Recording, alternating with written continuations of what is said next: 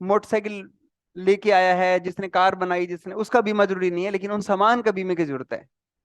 भारत में यही है ना। लेकिन दुनिया के बहुत सारे देश है जहाँ ह्यूमन इंश्योरेंस, जीवन बीमा जरूरी है। ऑस्ट्रेलिया जैसे शहरों में जीवन बीमा जरूरी है, हमारे शहरों में सामान का बीमा जरूरी है। ठीक है। चलो, वैसे भारत में बीमा अनिवार्य होना चाहिए, लेकिन अभी भारत सरकार ने कुछ सोशल सिक्योरिटी स्कीम लेके आई है भारत सरकार। ऐसा नहीं है कि भारत सरकार इसका प्रयास नहीं कर रही। भारत सरकार द्वारा प्रधानमंत्री सुरक्षा बीमा योजनाएं, 20 रुपए में 2 लाख रुपए का बीमा। प्रधानमंत्री जीवन ज्योति बीमा योजना, 436 रुपए में 2 लाख रुपए का जीवन बीमा। और अटल पेंशन योजनाएं जैसी सामाजिक सुरक्षा योजना भी चलाई जा रही है। बता दोगे ये बातें? वैसे भारत में बीमा जरूरी नहीं है, लेकिन सरकार के द्वारा लोगों को बहुत ही थोड़ी अमाउंट में बीमा दिया जा रहा है। अगर कोई व्यक्ति आपसे ये कहे कि मैं एलआईसी से बीमा क्यों लूं, एलआईसी का बीमा महंगा है, मैं 20 रुपए का बीमा ले लूंगा प्रधानमंत्री सुरक्षा बीमा योजना वाला। पहले तो मुझे ये बताओ कि जीवन बीमा और दुर्घटना बीमा और इन बीमों में अंतर पता है? एंडोमेंट बीमा, डिफरेंस तो पता होगा सभी को। इन इंश्योरेंस में आपको ना डिफरेंस पता होना चाहिए। बीमा, थोड़ा सा बीमे का इतिहास भी पूछ सकते हैं आपसे कि एलआईसी का इतिहास बताओ, एलआईसी कैसे बनी थी, एलआईसी के बारे में आप क्या जानते हो। सर ने शायद आपको योगक्षेम महाम्यम के बारे में बता दिया होगा। ये भगवान श्री कृष्ण ने अर्जुन को महाभारत की लड़ाई में कहा था, योगक्षेमम वहाम्यम। सर ने बताया होगा आपको। एलआईसी का लोगो क्या है? योगक्षेम वहाम्यम है। एलआईसी का जो स्लोगन है वो जिंदगी के साथ भी जिंदगी के बाद भी नहीं है। ये एलआईसी का नहीं है स्लोगन। ये एलआईसी की एक पॉलिसी है, जीवन आनंद है, उसका स्लोगन है ये। एलआईसी का स्लोगन जो है वो योगक्षेमम वहाम्यम है। एलआईसी के बहुत सारे प्लान हैं, एक एलआईसी का प्लान है जीवन आनंद, उसका स्लोगन है जिंदगी के साथ भी जिंदगी के बाद भी। ठीक है। उस प्लान में होल लाइफ इंश्योरेंस है, वो बीमा पूरा होने के बाद भी बीमा रहता है। वो ये इस प्लान का स्लोगन है। जीवन आनंद जो पॉलिसी है उसका स्लोगन है ये। वैसे एलआईसी का स्लोगन भी कई बार हम लगा देते हैं, जिंदगी के साथ भी। एलआईसी के एक प्लान का स्लोगन है ये। ठीक है। तो अब हम बात करते हैं कि अगर आपसे ये पूछा जाए कि जैसे मुझसे क्वेश्चन क्या पूछा, मैं डेवलपमेंट ऑफिसर का इंटरव्यू देने के लिए 2006 में मेरा इंटरव्यू था, 18 अक्टूबर 2006, लगभग 18 साल पहले मैंने इंटरव्यू दिया था, इसी दिन मेरा इंटरव्यू था। जैसे मैं इंटरव्यू देने के लिए गया, जो मैंने आपको क्वेश्चन बताया है कि एलआईसी के लोगों के बारे में, कि मैं इंटरव्यू में थोड़ा सुबह, मैं एक दिन पहले पहुंच गया था, मैं 17 तारीख को पहुंच गया। और मैंने उस दिन जहां पर वो इंटरव्यू हो रहे थे, उन बच्चे बाहर आ रहे थे, मैं सबसे पूछ रहा था आपसे क्या पूछा, आपसे क्या पूछा है। जैसे होते हैं ना उत्सुकता, कल मेरा इंटरव्यू है तो मैं भी पूछ लूं इनसे। उन्होंने जैसे जैसे क्वेश्चन बच्चों ने मुझे बताए, मैंने रात को नोट किए। फिर मैंने सुबह अपने इंटरव्यू की तैयारी की, मैंने सोचा शायद मुझसे भी यही क्वेश्चन पूछे जाएंगे। तो हर एक व्यक्ति की थोड़ी पर्सनैलिटी अलग अलग होती है, उसकी क्वालिफिकेशन अलग होती है, सब्जेक्ट अलग होते हैं। तो सब्जेक्टों के हिसाब से क्वेश्चन थोड़े अलग भी हुए। तो उस दिन इंटरव्यू में एक तो अखबार में न्यूज़पेपर पढ़ के जाना है आपने। न्यूज़पेपर उस दिन का पढ़ के जाओगे। आपका जिस दिन, आपका कौन सी डेट को लगभग इंटरव्यू, इस जून में ही है, 19 जून तक सबके इंटरव्यू हो जाने हैं। लास्ट 19 जून को ही है, 22 को भी है। हाँ बस, ये 22 तक सबके इंटरव्यू हो जाने हैं। तो इंटरव्यू में जो थे क्वेश्चन आपसे, मुझसे पूछा गया कि मैं आपको ही क्यों लगाऊं, आप में ऐसी क्या खास क्वालिटी है जो आपको दूसरों से अलग बनाती है।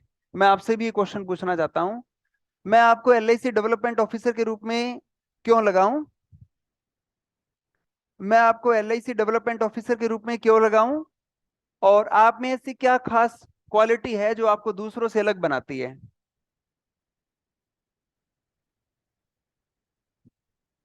आप में ऐसी क्या खास क्वालिटी है जो आपको दूसरों से अलग बनाती है, जो आपको दूसरों से अलग बनाती है।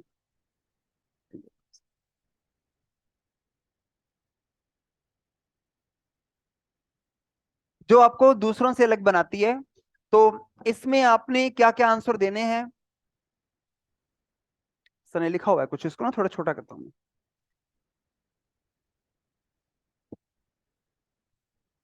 इस पे लिख दूं मैं, यहाँ पे सर ने कुछ लिखा तो नहीं पिछली बार स्क्रीन पे? एक नई स्क्रीन ले लेते हैं अपने।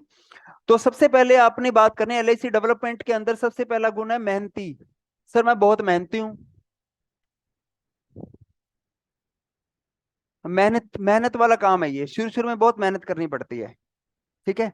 मेहनती हूँ, ईमानदार हूँ, ये सब लोग बोल देंगे, कोई बड़ी बात नहीं है। ईमानदार हूँ और अपने हर कार्य में अपना 100% देता हूँ। अपने हर काम में अपना 100% देता हूँ। ये तीन बातें सब बोल देना सर। मैं मेहनती हूँ, ईमानदार हूँ, कर्तव्यनिष्ठ हूँ। कर्तव्यनिष्ठ थोड़ी सी भाषा कुछ और भी जोड़ देना, कोई नई वर्ड। सर मैं मेहनती हूँ, ईमानदार हूँ, और क्या हूँ, कर्तव्यनिष्ठ हूँ। दूसरी बात कहनी है, सर मेरा स्वभाव बहुत विनम्र है। यहाँ विनम्र आदमी का काम चलेगा, क्योंकि ये बिजनेस है, और जो मीठा बोलता है, विनम्र रहेगा, उसका काम चलेगा। एटीट्यूड नहीं यहाँ चलेगा, ठीक है, एटीट्यूड। विनम्रता होनी चाहिए। सर मेरे स्वभाव बहुत विनम्र है। इसके अलावा सर मेरे सर मेरा जो स्वभाव है सर, बड़ा मेरा जो क्या सर, मेरा जो स्वभाव है वो काफी लचीला भी है। लचीलापन स्वभाव। सर मैं हर वातावरण में अपने आप को एडजस्ट कर लेता हूँ। सर मेरा एडजस्टेबल नेचर है। एडजस्टेबल नेचर बोल दोगे? मैं हिंदी में क्या कहते हैं इसको, लचीला?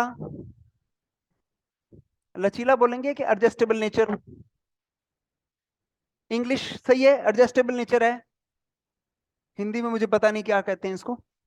ठीक है। सर मेरा स्वभाव बड़ा फ्लेक्सिबल है, और मैं एडजस्टेबल नेचर का हूं। मैं अपने आप को हर जगह हर वातावरण में ढाल लेता हूं। आपका गुजरात इंटरव्यू है, आपसे तो पूछेंगे कि आप कैसे गुजरात में सेट हो जाओगे, गुजरात में कैसे एडजस्ट हो पाओगे, यहाँ की भाषा भी नहीं आती। सर मैं एडजस्टेबल नेचर की हूँ। सर मैं हर वातावरण में अपने आप को ढाल लेती हूँ। ठीक है। इसके एग्जाम्पल आपसे पूछे, सर मैंने अपनी पढ़ाई यहाँ पर की है, कोई अपनी एग्जाम्पल हो ना आपके सामने। सर मैं इससे पहले मुंबई रही हूँ, या मैं यहाँ पर रही हूँ, फिर मैं यहाँ मैंने काम किया, मैं पढ़ने के लिए, जैसे मैंने कोचिंग के लिए रायसी नगर आई, या इस तरीके से कोई ना कोई चार पांच जगह बतानी कि सर मैं हर जगह कहीं पर भी मैं रहने को तैयार हूँ। कई बार हम कहीं, नहीं सर मैं तो घर से कभी निकला ही नहीं, होम सिकनेस है, फिर वो आदमी कामयाब नहीं है। तो एडजस्टेबल नेचर का हूँ मैं, किसी भी जगह अपने आप को ढाल लेता हूँ। सर मुझे इंश्योरेंस सेक्टर की अच्छी नॉलेज है, वित्तीय क्षेत्रों की अच्छी जानकारी है। इंश्योरेंस की भी कह सकते हैं। अगर आपको इंश्योरेंस की नॉलेज है तो आप इंश्योरेंस की नॉलेज कह सकते हैं। सर मुझे वित्तीय क्षेत्रों की अच्छी जानकारी है। सर मुझे फाइनेंशियल जो सेक्टर है उसकी अच्छी जानकारी है। आपसे पूछा जाएगा फाइनेंशियल सेक्टर की क्या जानकारी है आपको? सर मुझे फाइनेंशियल सेक्टर में, सर मुझे आरबीआई के बारे में, और जो अभी वर्तमान में ये वित्तीय क्षेत्रों में जो घटित हो रहा है, सर मेरी हॉबी है कि उन चीजों को देखना। तो सर मुझे इस सेक्टर की भी अच्छी नॉलेज है। वित्तीय क्षेत्रों में आप इंश्योरेंस की भी कह सकते हो। अगर आपने यहाँ कोई बात बोली, अगर ये बात बोलोगे तो आपसे क्वेश्चन पूछ लेंगे। तो उस चीज के क्वेश्चन के लिए तैयार रहना है। जिसको इंश्योरेंस की नॉलेज है तो वो इंश्योरेंस पे ले आए उसको, नहीं तो फिर ये टॉपिक ना बोले। ठीक है। और इसके अलावा आपको और कोई बात बताना चाहे कोई व्यक्ति, बातें तो बहुत हैं इसके अंदर लिखी हुई हैं। जैसे कोई बच्चा कहता है कि सर मेरे में, सर मुझ में लीडरशिप क्वालिटी है। सर मुझे लीडरशिप क्वालिटी है। सर मैं अपने स्कूल में, कॉलेज के दौरान अपनी फुटबॉल टीम का कप्तान रहा हूँ। कोई भी बातें आप बता सकते हो। सर मैं एक एज ए लीडर के रूप में मैंने काम किया हुआ है। लीडरशिप का, इसका आपके अंदर में एक टीम काम करेगी, तो एक अच्छे लीडरशिप के जो गुण हैं वो मुझ में सारे हैं। ठीक है, लीडरशिप के गुण है। और बताइए। सर मैं आशावादी हूँ, ऑप्टिमिस्टिक हूँ। क्या होता है कि बहुत बार ऐसा होता है, डेवलपमेंट ऑफिसर कई बार निराश भी हो जाता है, उसको बिजनेस नहीं मिलता, ऊपर से उसका टारगेट ऐसा लगता है कि मेरा टारगेट नहीं पूरा होगा। देखो पहले साल आपको टारगेट पूरा करना पड़ेगा, तो ही जॉब आपकी पक्की होती है। L I C D O में ना, पहले साल जो आपको टारगेट देंगे, वो पहले साल का टारगेट जरूर पूरा करना। अगर ना होता है वो टारगेट पूरा, तो आपको 6 महीने का टाइम देते हैं। 6 महीने भी नहीं होता, फिर आपको 3 महीने, ये एसडीएम के हाथ में होता है कि आपको टाइम दे या ना दे। वो आपकी परफॉर्मेंस देख लेते हैं कि ये बिल्कुल नजदीक आके रहा हुआ है, थोड़ा सा टाइम और दे देते हैं। अगर इसने बिल्कुल ही काम नहीं किया हुआ, फिर उसको नहीं रखते। थोड़ा बहुत तो आप किसी की हेल्प भी ले सकते हो, जरूरी नहीं है कि आप ही काम करो, आपके साथ कोई, उनको तो काम चाहिए। कई बार ऐसा होता है, मैंने देखा है। जैसे एक लड़की थी हमारे यहीं से, अनूपगढ़ से लड़की थी, सर ने बताया होगा उसके बारे में। ठीक है, वो उसकी पोस्टिंग है रामपुरा फूल में, पोस्टिंग है बठिंडा में। तो वो अकेली लड़की ने जब टारगेट किया तो अपने भाई वगैरह साथ ले गई, वहां भैया ने भी उसके एजेंट बना के दे दिए। ठीक है। तो एक शुरू में टारगेट पूरे करने होते हैं। अब कई बार एजेंट ना हमें बने बनाए नहीं मिलते, एजेंट बनाने पड़ते हैं। अगर आपसे पूछा जाए कि आप किसी जगह आपको पोस्टिंग दे दी जाए और वहां पर आपको कहा जाए कि यहाँ एजेंसी देनी है, एलआईसी की एजेंसी देनी है, तो आप एलआईसी एजेंट कहाँ से ढूंढेंगे? नए एजेंट बनाने हैं। जो बने हुए हैं उनको थोड़े थोड़ी बनाओगे आप एजेंट, वो तो बने हुए हैं, वो तो किसी डीओ के एजेंट होंगे। आपको तो नए एजेंट बनाने हैं, अपने एजेंट बनाने हैं। तो आपको सोर्स बताना है, लीड बतानी है कि मुझे लीड, एजेंट बनने की लीड हमें कहाँ से मिलेगी? एजेंट बनने की लीड हम पोस्ट ऑफिस जाएंगे, उनको बता देना है वहां पे। सर हम पोस्ट ऑफिस जाएंगे, जो पोस्ट ऑफिस के अभिकर्ता हैं, एजेंट हैं, जो अब एलआईसी में अभी तक नहीं जुड़े हैं, कुछ बच्चे लिख नहीं रहे, आप लिख लीजिए सामने में, ये लिख रहा है, आप भी लिख लो, दिखने से याद रहती चीजें, ठीक है, लिख लो आप। सर हम पोस्ट ऑफिस जाएंगे और पोस्ट ऑफिस के वो अभिकर्ता जो एलआईसी से नहीं जुड़े हैं, उनको बताएंगे कि आप पोस्ट ऑफिस का काम तो करते ही हो, आप मार्केट में भी जाते हो, आपको सारी मार्केटिंग आती है, तो क्यों ना आप एलआईसी एजेंसी भी लो साथ में। लीड बता रहा हूँ, सोर्स साहब से पूछ लें, आप बनाओगे कैसे, एजेंट बनाओगे? आपको मार्केट में भेज दिया जाए, आप एजेंट कैसे बनाओगे? तो क्या बताना है? सर हम सबसे पहले पोस्ट ऑफिस जाएंगे, पोस्ट ऑफिस के एजेंट्स को बनाएंगे।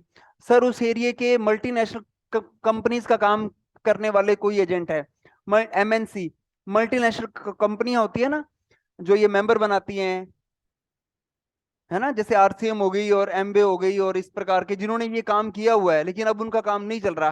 कोई एलआईसी एक ब्रांड है, उनको बताएंगे अगर आपका ये प्राइवेट कंपनियों का काम नहीं चला तो आप एलआईसी का काम देखो करके आप। इसमें कस्टमर आपसे पूछेगा नहीं कि ये सरकारी है या प्राइवेट है, आपको एलआईसी का नाम सब जानते हैं, ये ब्रांड है, अपने आप बिक जाएगा, आप इसका काम करके देखो आप। जैसे सर ये सहारा जो थी कंपनी, और सहारा के काफी एजेंट जो हैं वो अब नहीं काम कर रहे, सारा बंद होगी ना, तो उसके एजेंट बेरोजगार हो गए हैं, उनको हम एलआईसी से जोड़ सकते हैं। मैं आपको लीड बता रहा हूँ कि कहाँ कहाँ से मिल सकते हैं। इसके अलावा सर हम अखबार में विज्ञापन भी दे सकते हैं, अखबार में विज्ञापन भी दे सकते हैं। एजेंट बनाने के लिए कहाँ से बनाओगे? सर हम एजेंट भर्ती का एक विज्ञापन दे सकते हैं, उससे जो एजेंट बनने के इच्छुक होंगे उसकी क्वालिफिकेशन लिख देंगे कि 10वीं पास चाहिए। अगर ये भी पूछ ले एजेंट बनने की क्वालिफिकेशन कितनी है, एजेंट बनने के लिए 10वीं पास चाहिए और 18 साल की उम्र चाहिए, बस ये दो ही क्वालिफिकेशन है। एजेंट बनने की दो ही क्वालिफिकेशन, पहले तो ये होता था कि ग्रामीण के लिए अलग था, शहर के लिए अलग था। पहले शहर के लिए 12वीं पास था और ग्राम के लिए 10वीं पास था। अब पूरे भारत में सबके लिए क्या कर दिया है, 10वीं पास होना चाहिए और 18 साल की उम्र होनी चाहिए। तो ऐसे कोई व्यक्ति, और सर हम ज्यादातर ऐसे, सर ने आपको बताया होगा कि नीडी और ग्रीडी बताया होगा, जो जॉब के लिए नीडी है उनको जॉब नहीं मिल रही, 30 साल के हो चुके हैं, 32 साल के हो गए, नौकरी नहीं लगी, ऐसे किसी इंस्टीट्यूट के पास या कोई उनसे लीड ले लेंगे कि ये जो हैं ऐसे लोग बताइए जो एग्जाम नहीं पास कर पाए और ओवरेज हो गए हैं, हमें उनकी डेट ऑफ बर्थ के हिसाब से बताइए, हम उनसे करेंगे, कांटेक्ट करेंगे। ये चीजें आपको सामने माइंड क्लियर होना चाहिए कि आप कैसे जॉब करोगे आप, ठीक है, तो हम इन इनसे लीड ले लेंगे। तो ये बातें बता दोगे आप, हम उनको बताएंगे। अब आता है कि एलआईसी एजेंट बनने के लिए, बातें समझ आ रही है सारी, ये प्रैक्टिकल बातें जो आपने बोलनी है वहां पे। अब अगली बात आती है कि एजेंट जो होता है, बहुत अच्छा बताया, एम्प्लॉयमेंट एक्सचेंज भी जाएंगे, कुछ बच्चे और लोग बता रहे हैं, ऑनलाइन क्लास में बैठे बच्चे बता रहे हैं, सर हम रोजगार कार्यालय जाएंगे, वहां से भी लिस्ट ले लेंगे, बहुत अच्छी बात बताई, और बताइए कोई। हाँ जी, हाँ सोशल मीडिया से भी ले सकते हैं। सर हम सोशल मीडिया वाया जो है फेसबुक से भी उसमें विज्ञापन डाल सकते हैं, सोशल मीडिया पे, यूट्यूब पे भी वीडियो बना के डाल सकते हैं कि कोई, आजकल सोशल मीडिया पे लोग हैं, तो उस पे भी हम सोशल मीडिया से भी ले सकते हैं, बिल्कुल बहुत अच्छा बताया, बिल्कुल ले सकते हैं। कॉलेज के स्टूडेंट जो पास आउट हुए हैं उनको भी ले सकते हैं, और बताइए। रिटायर्ड पर्सन को भी ले सकते हैं, हाँ जी, और हाँ जी, एडवर्टाइजमेंट वीडियो, हाँ जी। एक क्या होता है, टेली कॉलिंग होती है आजकल, टेली कॉलिंग होती है, ठीक है, जैसे मैंने अभी एजेंट बनाने थे तो एक टेली कॉलर थे, उन्होंने, मैंने बता दिया उनको एरिया कि हमारे एजेंट, हमारे इस एरिया में 30 प्लस के लोगों को अपना फोन करो आप, तो वो हमसे पैसे लेते थे। वो फोन करते थे, फिर हमें लीड देते थे आप कि ये इच्छुक हैं, हमने इनसे बात की है, आपके एरिया के ये लोग हैं, उनके पैसे लेते हैं वो लीड के। ऐसे अगर आप जब बनोगे, कोई दिक्कत आए मुझे कॉल कर लेना, बता दूंगा मैं आपको कहाँ से एजेंट बनता है। ठीक है, पास कोई दिक्कत नहीं, टारगेट पूरे हो जाएंगे आपके। टारगेट पूरे करना कोई औखा नहीं है, हो जाते हैं, टारगेट पूरे हो जाएंगे। तो आपको मैं वो नंबर दे दूंगा, मैं आपको वो अपने फोन करते हैं, कंपनी वाले होते हैं, 5-10 हज़ार रुपये लेते हैं साल का, 2 साल जितने साल, वो फोन करते रहते हैं, आपको लीड देते रहते हैं कि आज ये 5 लोगों से, वो 100 लोगों को बात करते हैं, उसमें 5 लोग निकल के आते हैं, वो हमें बता देते हैं कि ये आपके एरिया के लोग हैं, ये हमने इनसे बात की है, तो ये इच्छुक हैं, आप इनको कॉल कर लो। ऐसे टेली कॉलिंग वाले भी होते हैं, उनसे भी आप, आपके पास कभी फोन नहीं है ऐसा कभी कि आपको जॉब चाहिए ऐसा कभी, कम इस तरह से, वो टेलीकॉलर होते हैं, आप भी उनको पैसे देके आप उनसे उनसे फोन करवा सकते हो। आप भी रख सकते हो, किसी को रख दो फोन नंबर, लेकिन अपने फोन नंबर ढूंढने औखे होते हैं, कहाँ से लेके आएंगे, किसको फोन कर, अपने एरिया का पता नहीं होता, तो वो अपने आप अरेंज करते हैं नंबर वो। हाँ, ऐप भी होते हैं, कोई जैसे जैसे Naukri.com है, ऐसी कोई ऐप पे आप बना सकते हो अपना, डाल सकते हो कि इच्छुक है तो वो दे सकते हैं। तो इस प्रकार से आप जो पोर्टल बताया, advertisement on social media, retired person को सब लोगों ने बता, तो आप बता सकते हो एजेंट में यहां से बना सकते हो। अब एजेंट बनने के लिए क्वालिफिकेशन मैंने आपको बताई, क्या होनी चाहिए, 10वीं पास और 18 साल की उम्र। अब एजेंट बनने के लिए जब उसका फॉर्म भरा जाता है, तो कौन सा फॉर्म भरा जाता है? विनोद कहाँ पर है, विनोद, सुरेश, हाँ जी बताओ, एजेंट बनने का फॉर्म बताओ। हाँ जी, ICA या ICB? ICA, और उसका इस्तीफा देने वाला फॉर्म ICB है। C है इस्तीफा देने के लिए, A number form appointment, B composite agent, और C इस्तीफा देने के लिए। आप आगे आगे बैठो ना, आप तो काम करते हो LIC का, आगे आओ। ये लोग LIC का काम करते हैं, इनको ये LIC एजेंट कैटेगरी से हैं, एजेंट की कैटेगरी से हैं ये। 2-2.5 महीने से इंश्योरेंस मैं इनको पढ़ा रहा था, तो मैंने इनसे इसलिए पूछा कि ये जानकारी है या नहीं है। तो देखो एजेंट क्या होता है, एजेंट बनने के लिए ना, एक तो LIC, देखो एजेंट जो होता है 4 बीमा कंपनियों का एजेंट बन सकता है एक बार में। एक आदमी कितनी बीमा कंपनियों का एजेंट बन सकता है? 4। वो कौन कौन सी?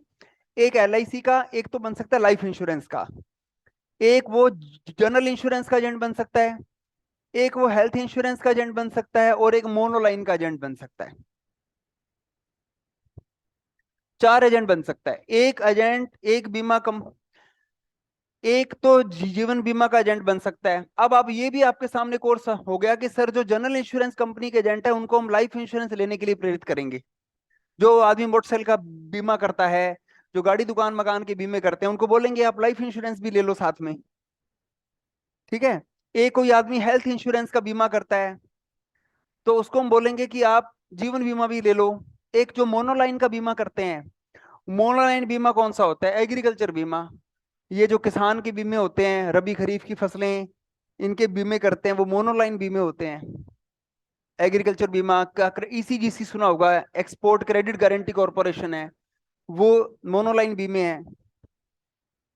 तो ये बीमे मोनो, एक एजेंट 4 बीम 4 बारी 4 कंपनी 4 एजेंट बन सकता है, लेकिन एक बारी में 2 जीवन बीमा का एजेंट नहीं बन सकता वो कहीं मैं LIC का एजेंट भी बन जाऊं, और ICICI प्रुडेंशियल का भी ले लूं, बजाज अलायंस का भी ले लूं, बिरला सन लाइफ भी ले लूं, मैक्स न्यूयॉर्क भी ले लूं, ICICI भी ले लूं, टाटा भी ले लूं, बिरला भी ले लूं। ऐसा नहीं हो सकता, वो एक जीवन बीमा का एजेंट बनेगा, एक जनरल इंश्योरेंस।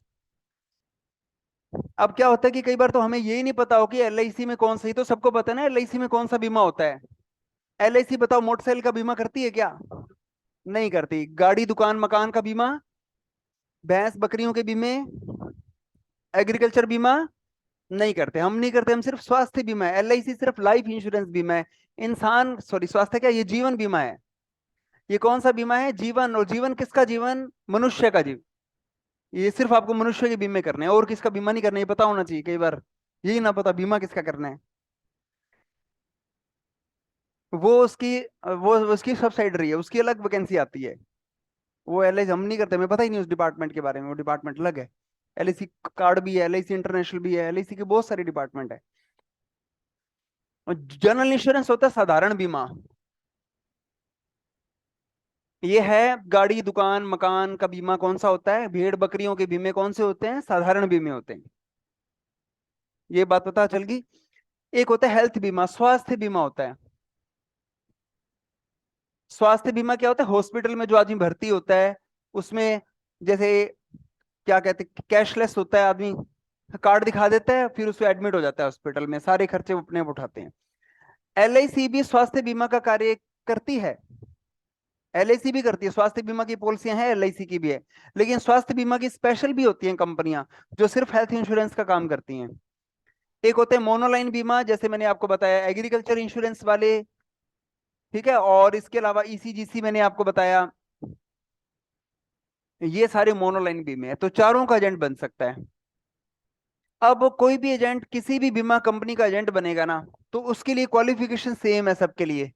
क्या क्वालिफिकेशन है, 10वीं पास और 18 साल की उम्र। अपने तो ये बात करते हैं कि वो जीवन बीमा एजेंट बनना चाहता है, तो पहले ना उसको ट्रेनिंग लेनी पड़ती है, 25 घंटे की ट्रेनिंग लेनी पड़ती है।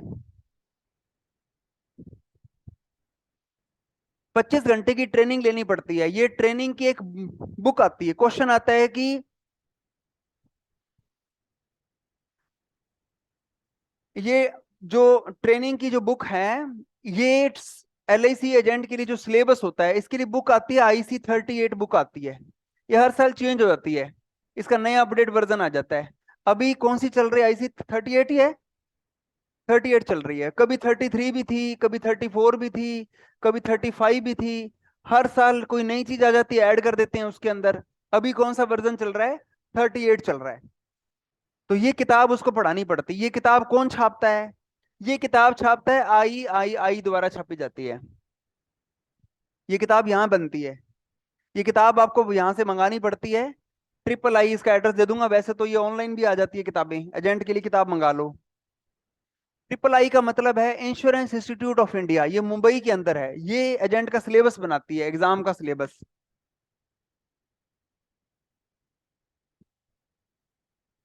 आइए, हमने देखा ये है III। III की क्या फुल फॉर्म है, insurance institute of India. III की फुल फॉर्म क्या होती है, इंश्योरेंस इंस्टीट्यूट ऑफ इंडिया। इसका हेडक्वार्टर कहाँ पर है, मुंबई में है। ये मुंबई में है, 1955 में बनी थी, ठीक है। और ये एग्जाम ये लेती है, एग्जाम सॉरी ये सिलेबस बनाती है, एग्जाम भी यही लेते, लेकिन उसका एग्जाम का जो सर्टिफिकेट वो IRDAI एग्जाम लेता है। IRDAI का उसको लाइसेंस मिलता है।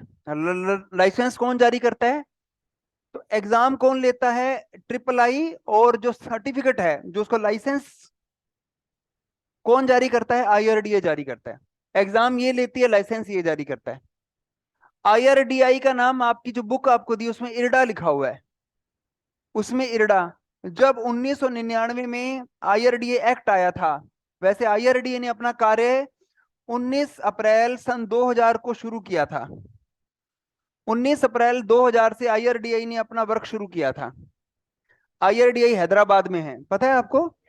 इसके चेयरमैन का नाम है देवाशीष पांडा, पता है आपको। पहले शुरू शुरू में इसका नाम जो था, इरडा था। पहले इसका नाम इरडा था, अभी देखो इसमें इरडा ही लिखा आ रहा है, लेकिन मैंने इरडाई लिखा है। 2014 में नाम बदल के इरडाई हो गया था। 2014 में एक अमेंडमेंट एक्ट आया, इसके साथ आई और लगा दिया। 1999 में इरडा था, इंश्योरेंस रेगुलेटरी डेवलपमेंट अथॉरिटी था। और फिर 19 अप्रैल 2000 से इसने काम शुरू किया। 19 अप्रैल को भारत में बीमा जागरूकता दिवस मनाया जाता है। 19 अप्रैल को इंश्योरेंस अवेयरनेस डे। लेकिन आप अगर गूगल में सर्च करोगे तो जून की कौन सी तारीख आती है, 28 जून। 28 जून आती है, ऑनलाइन देखेंगे तो 28 जून आती है। लेकिन अब IRD आने के बाद भारत में बीमा जागरूकता दिवस कौन सी तारीख को मनाया जाता है, 19 अप्रैल को बीमा जागरूकता दिवस मनाते हैं। इस दिन IRDAI ने काम शुरू किया था। IRDAI क्यों बनाया गया, इंश्योरेंस सेक्टर को रेगुलेट करने के लिए, बीमा क्षेत्र का रेगुलेशन करने के लिए। IRDAI बनाया किसने था, IRDAI RN मल्होत्रा कमेटी की सिफारिश पर बना था। आर एन मल्होत्रा ने सिफारिश की थी कि एक बीमा क्षेत्रों पर रेगुलेटर होनी चाहिए, रेगुलेशन होना चाहिए।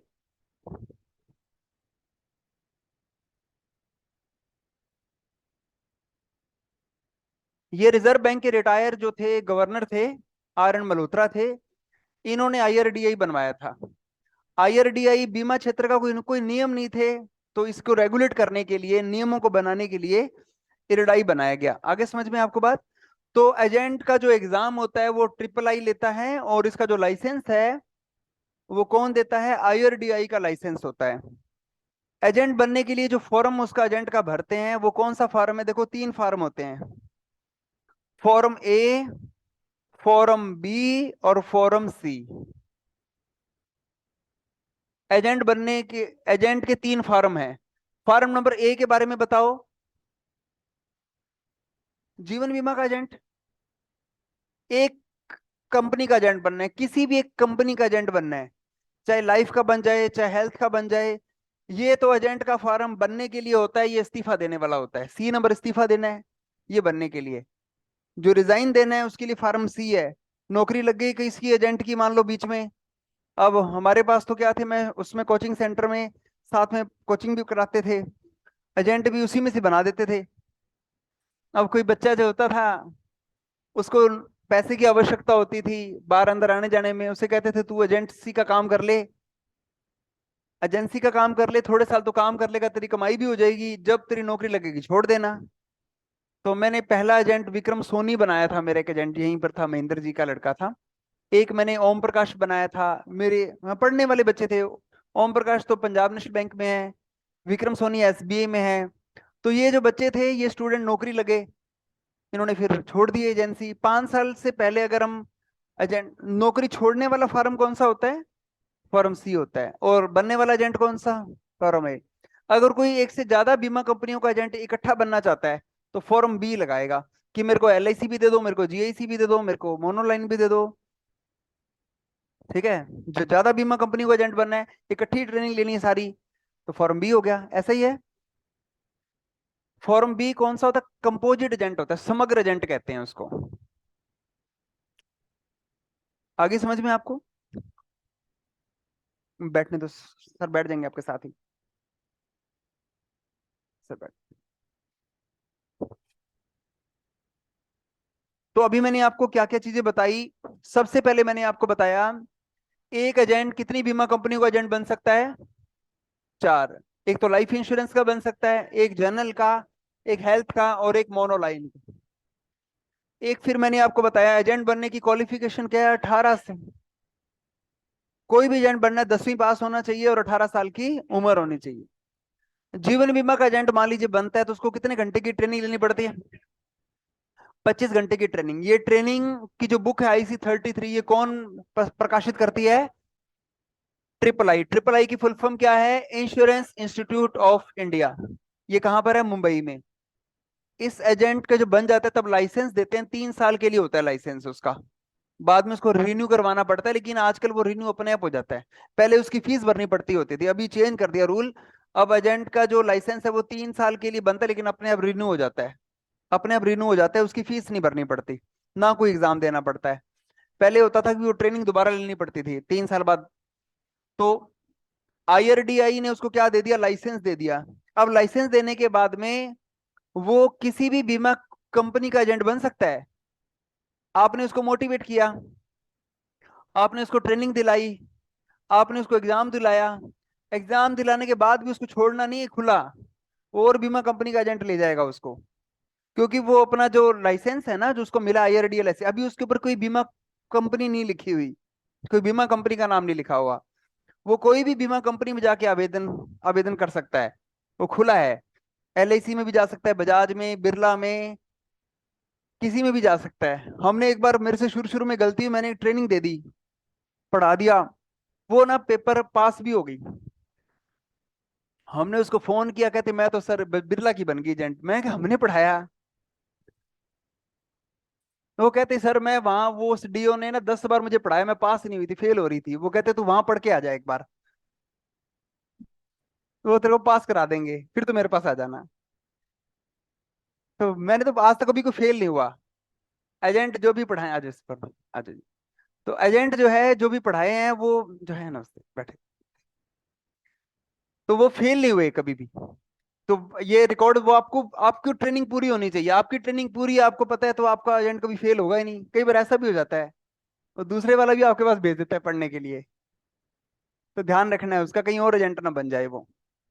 तो यहाँ पर उसको संभाल के रखना है, उसको बात करते रहना है, क्या चल रहा है, कैसे हो। ठीक है। और फिर यहाँ पर आके 15 घंटे की फील्ड ट्रेनिंग देनी है, एक और देनी है ट्रेनिंग। 15 घंटे की फील्ड ट्रेनिंग देनी है। ये देता है डेवलपमेंट ऑफिसर देता है। डीओ उसे कितने घंटे की ट्रेनिंग देता है? 15 घंटे की ट्रेनिंग देता है। 15 घंटे की ट्रेनिंग होती है उसके साथ।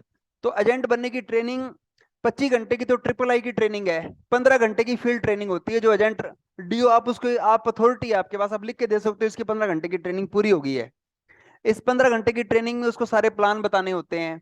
उसके साथ कोई जाके बीमा करने के लिए ज्वाइंट कॉल करनी पड़ती है। ज्वाइंट कॉल के द्वारा, ज्वाइंट कॉल मतलब उसके, उसको कहते हैं लिस्ट बना, एक आप, एक अपनी प्रोस्पेक्टिंग लिस्ट, जब उस लाइसेंस पास हो जाता है ना, उसका एजेंट एग्जाम पास हो जाता है, फिर उसे कहते हैं कि अपनी एक प्रोस्पेक्टिंग लिस्ट बनाओ। जिन ऐसे संभावित लोगों की लिस्ट बनाओ जिनके बीमे हो सकते हैं। तो जो तेरे ध्यान में आता है, जो आपके ध्यान में आता है, आप उसकी लिस्ट बनाओ, उसको कहना है एजेंट को आपने। एजेंट लिस्ट बनाएगा। फिर इस लिस्ट के अंदर से फिर हम लीड निकालेंगे। लीड निकलती है जिनकी संभावना ज्यादा होती है। हर एक किसी से मिलने नहीं जाया जाता, नहीं तो शुरू शुरू में ऐसे लोगों के पास ले गए एजेंट को जो शुरू शुरू में ना करके, एजेंट कहेगा मैं नहीं करना काम बीमे का, ना हो जाती है इसमें। तो शुरू शुरू में जिनकी संभावनाएं ज्यादा है ना, उनके पास लेके जाना होता है उसको, जिनकी संभावनाएं ज्यादा है। उसको पता है ये तो, जैसे उसका मान लीजिए उसका ससुर है, अब पता है बीमा तो हो ही जाना है, ससुर जवाई ना नहीं करेगा। समझ आई बात आपको? तो लीड पक्की संभावना है, ये हो जाएगा बीमा। ऐसे कोई पक्के ग्राहक, उनके पास लेके चलो पहले उसे, लीड पे ले जाओ। लीड के बाद में, लीड से मिलने को कॉल कहते हैं, कॉल पे जाना है। लीड बनानी, फिर लीड के बाद कॉल करनी है एजेंट को। ये 15 घंटे की ट्रेनिंग बता रहा हूँ, ये ट्रेनिंग है 15 घंटे की। आपने, आपसे पूछा जाएगा कि आप 15 घंटे की ट्रेनिंग में उसे क्या बताओगे? सर मुझे प्रोस्पेक्टिंग लिस्ट बनानी सिखाएंगे। सर मुझे लीड जनरेट करनी सिखाएंगे, कैसे लीड जनरेट करते हैं। उसे कॉल करनी सिखाएंगे। कॉल दो प्रकार की होती है, एक तो होती है कोल्ड कॉल, एक वार्म कॉल होती है। कॉल दो प्रकार से करते हैं। एक तो होती है कोल्ड कॉल होती है, ये हम एजेंट को ट्रेनिंग देते हैं। मेरे पास जो एजेंट आता है पहले उसे सिखाते हैं कॉल करनी। कोल्ड कॉल क्या होती है? अपॉइंटमेंट लेके मिलना, या उल्टा है, किसी से अपॉइंटमेंट लेके मिलना क्या होती है? वार्म कॉल होती है। और बिना अपॉइंटमेंट लिए मिलना कोल्ड कॉल होती है। किसी से पहले टाइम पूछ के मिलना कि हम भाई साहब आ रहे हैं आपसे मिलने के लिए, तो ये कौन सी कॉल है? वार्म कॉल है। और बिना बताए मिल लेना कोल्ड कॉल। उनको पता है कि इसको कह देना मैं बीमा करने आ रहा हूँ, ये चला जाएगा। तो ऐसे व्यक्ति से कोल्ड कॉल करनी पड़ती है कई बार। कुछ व्यक्ति बीमे के खुद ही इच्छुक होते हैं कि यार मेरे को अच्छा प्लान बताओ, उनसे तो वार्म कॉल करनी है। कईयों को सीधा ही पकड़ना पड़ता है, कोल्ड कॉल करनी पड़ती है कईयों से। तो कॉल करनी सिखानी है। फिर उसे यहाँ जाके प्रेजेंटेशन देनी है, यहाँ जाके बैठना नहीं है। फिर उसे प्रेजेंटेशन देनी सिखानी है। बैठ के आगे बोले कुछ नहीं, बोलोगे तो बिकेगा, बोलो ही नहीं कुछ, बिकेगा कैसे बीमा? तो उसको कहेंगे बोल, फिर मैं तेरे साथ में हूँ, कोई बात नहीं आएगी तो मैं बता दूंगा। तो एजेंट को बोलना सिखाते हैं कि आप बोलो, बताओ बीमे के बारे में। तो एजेंट बताता है, आप जहां वो रुकता है आप उसे फिर जब बता देते हो कि ये भी है। तो ये प्रेजेंटेशन देनी सिखाते हैं। प्रेजेंटेशन के बाद में फिर आपका बीमा बिक जाता है, सेल हो जाती है, सेल्स होगी। तो ये उसको 15 घंटे की ट्रेनिंग में सिखाना है। ये आगे समझ में? तो ये 15, तो एजेंट को आपने कितने घंटे की ट्रेनिंग दी है? डीओ जो होता है एजेंट को कितने घंटे की ट्रेनिंग देता है? 15 घंटे की फील्ड ट्रेनिंग देता है। फिर उस, ये वो सर्टिफिकेट देता है कि मैंने 15 घंटे की ट्रेनिंग दे दी है, अब इसका लाइसेंस जारी कर दो, इसका नंबर, इसका कोड नंबर लगा दो इसका। फिर उसका कोड नंबर जारी हो जाता है, फिर वो बीमा करने लग जाता है आमतौर पे। तो ये तो प्रोसेस है, ये तो कागजी कार्रवाई। कई बार वैसे ही होता है, सीधे ही लिख देते हैं 15 घंटे की ट्रेनिंग होगी, बाद में सिखाते हैं। ठीक है, चलो ये आगे समझ में आपको। एजेंट, अगर आपसे ही पूछा जाए कि आप एजेंट कहाँ से ढूंढोगे, तो आज मैंने आपको बताया, हम मान लीजिए आपसे ये कह दिया जाए हम आपको नौकरी दे दें, तो आप एजेंट कैसे बनाओगे? एजेंट कैसे बनाओगे? तो सर मैं सबसे पहले जिस एरिया में मेरी पोस्टिंग होगी सर, उस एरिया में जो पोस्ट ऑफिस एजेंट्स को ढूंढेंगे। सर एम्प्लॉयमेंट ऑफिस में जाके बेरोजगार लोगों की लिस्ट देखेंगे, उनसे कांटेक्ट करेंगे। और फिर मैंने आपको क्या बताया, सहारा के एजेंट, मल्टीनेशनल कंपनी में कार्य करने वाले एजेंट, उनसे मिलेंगे।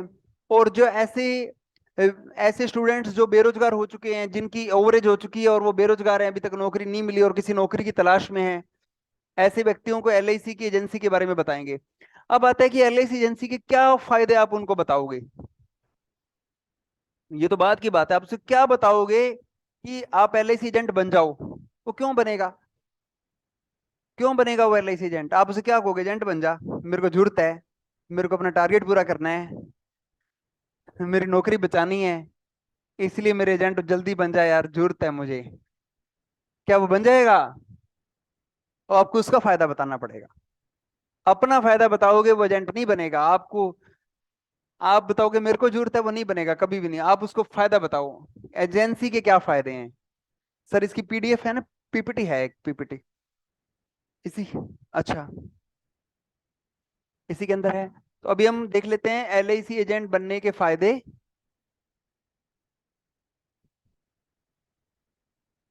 इसमें नहीं है सर। नहीं, शुरू में नहीं है सर, वो अलग अलग पीडीएफ होगी सर, ये तो मेरी वाली पीडीएफ है शायद। चलो कोई बात नहीं सर, मैं बता देता हूँ। एक पीडीएफ है, ये लिखा हुआ है सारा मैटर। ये सारी बातें नहीं है जो ये मैंने अपनी प्रैक्टिकल रूप में बताई है, वैसे एजेंट बनने के फायदे बता रखे हैं। मेल करा दो सर, मेल कर दो।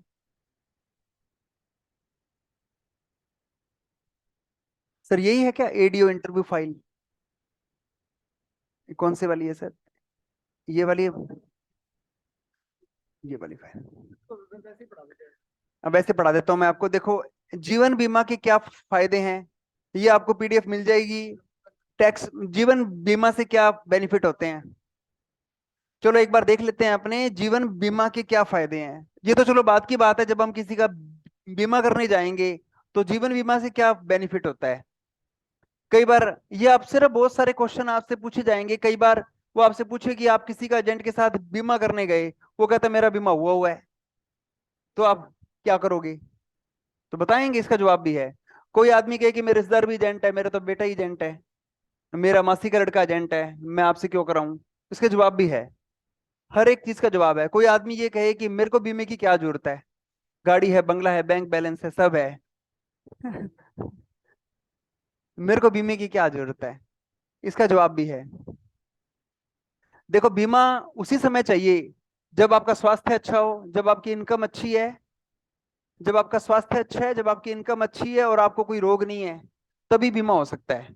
जब इनमें से कोई एक चीज भी नहीं होगी ना आपके पास, तो बीमा होगा नहीं आपका। आजकल आपके पास सब कुछ है, इसीलिए आपका बीमा हो सकता है। कल को आपका स्वास्थ्य खराब हो गया तो अब मैं आपका बीमा नहीं करूंगा। कल आपको, आपके पास पैसे खत्म हो गए, मैं आपका बीमा कहां से करूंगा? ये बीमा लेने की सबसे अच्छा टाइम है, अगर आपके पास सब कुछ है तो। अगर आपके पास सब कुछ है तो यही बीमा लेने का सबसे अच्छा टाइम है। यही जवाब है इसका। ठीक है। और ये कहना है कि जब बीमा उसी समय मिलता है जब उसकी आवश्यकता नहीं होती। आज आपको इसकी आवश्यकता नहीं है, आज ही बीमा लेने का सही वक्त है। जैसे कि गाड़ी में 4 टायर होते हैं, पांचवा टायर स्टेपनी हमें रखनी पड़ती है, उसकी जरूरत नहीं होती, लेकिन वो रखनी पड़ती है हमें। लेकिन जब हम ना रखें और हमें उसकी आवश्यकता हो तो वो मिलेगी भी नहीं। ठीक है, तो ये पांचवा टायर है। जीवन बीमा एक पांचवा टायर है जो हमें ना आवश्यकता होते हुए भी हमारे पास रखना है। तो ये बातें बतानी है, ये मैं आपको ऐसी बातें बताऊंगा कि आप उनको बताओगे, वो हैरान हो जाएंगे, ये तो अच्छी बात बता रहे हैं। सही है क्या ना बात? तो बीमा एक हमारे जीवन का, हमारे एक जीवन रूपी पहिए की गाड़ी के पांचवा टायर है जो हमें चाहिए। ठीक है, ये जीवन बीमा के फायदे में आ जाएगा हमारे सामने। ठीक है। जैसे बीमे में टैक्स में छूट होती है, ये तो सब बोलेंगे, ये जो इंटरनेट पे मैटर है ये सबके पास होगा। कोई रिटायरमेंट प्लानिंग है, ये सब आपको मिल जाएगी पीडीएफ, लेकिन जो बातें मैं आपको बता रहा हूँ ये आम नहीं मिलेंगी आपको। ठीक है। और चलो आगे देखते हैं। अभी हम बता रहे थे एलआईसी एजेंट बनने के, ये सब आपको, वैसे तो ये बहुत अच्छी मैटर, ये भी बनाया, ये भी आराम से इंटरनेट पे मिलता नहीं है, ये काफी रिसर्च करके बनाया गया है। तो ये सारा मिल जाएगा। अब आता है कि एजेंट बनने के क्या फायदे हैं। एजेंट बनने के फायदे ये आपके सामने आ रहे हैं, एजेंट्स बेनिफिट्स हैं ये।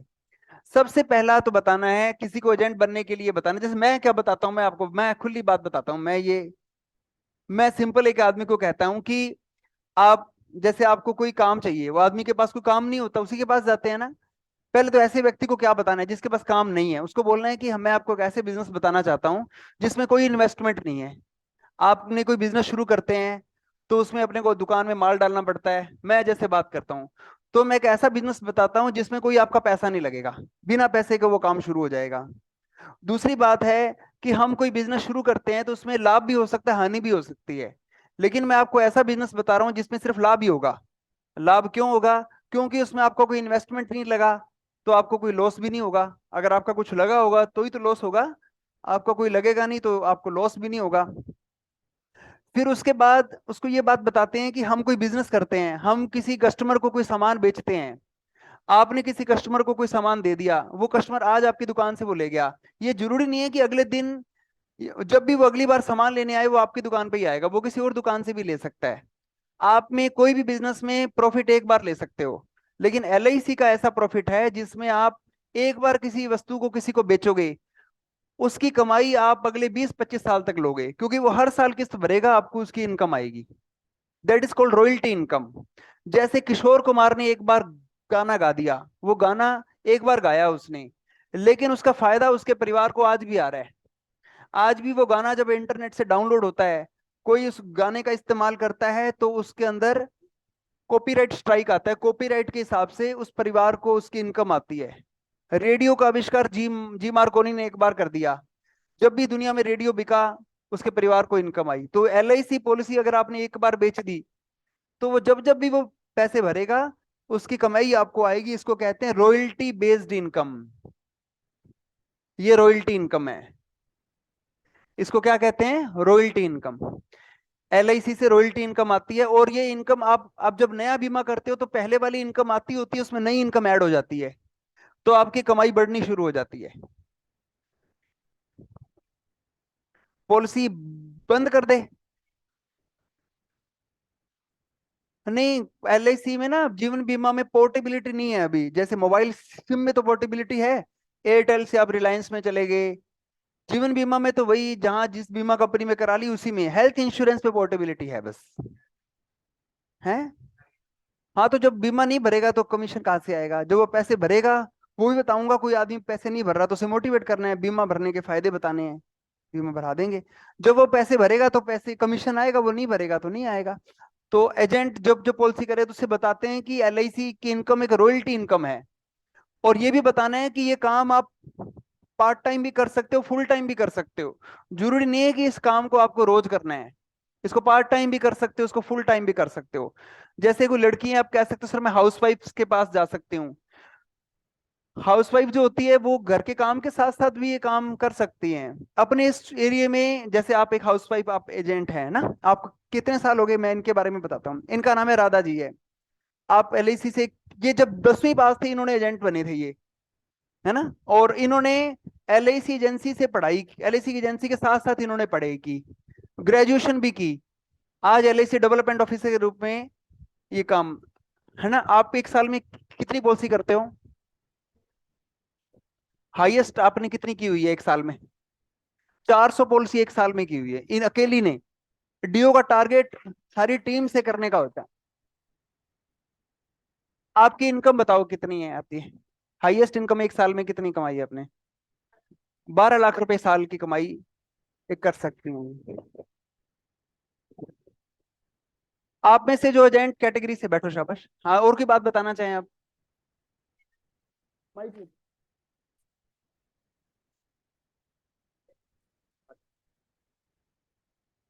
हाँ, सबसे पहले तो मैं टाइम थोड़ा लूंगी, लड़कियों से कुछ कहना चाहती हूँ कि मैं एक एनजीओ में काम करती थी, वहाँ 5,000 रुपये मेरी सैलरी थी। और वहाँ मुझे कोई एक एजेंट भाई मिला, और उसने, मैंने उससे पूछा तो उसने मुझे सिर्फ इतना डराया कि महिला इस फील्ड में काम नहीं कर सकती। और सिर्फ मैं उस बात की वजह से एलआईसी में आई हूँ। उसके साथ साथ मैंने सारी पढ़ाई की, आज मैं एमएसडब्ल्यू कर चुकी हूँ। और मेरी एक इच्छा है कि मैं बहुत सारी महिलाओं को इस फील्ड में लेके आऊँ। मैं सिर्फ इसलिए आई हूँ, इनकम तो मेरी आज 1 लाख है, पर मैं सिर्फ कुछ महिलाओं को आगे लेने के लिए, मेरी एक इच्छा है कि बहुत सारी ऐसी महिलाएं इस सेक्टर में, आज वो चीज नहीं है जो होनी चाहिए, मैं सिर्फ उसके लिए प्रयास कर रही हूँ।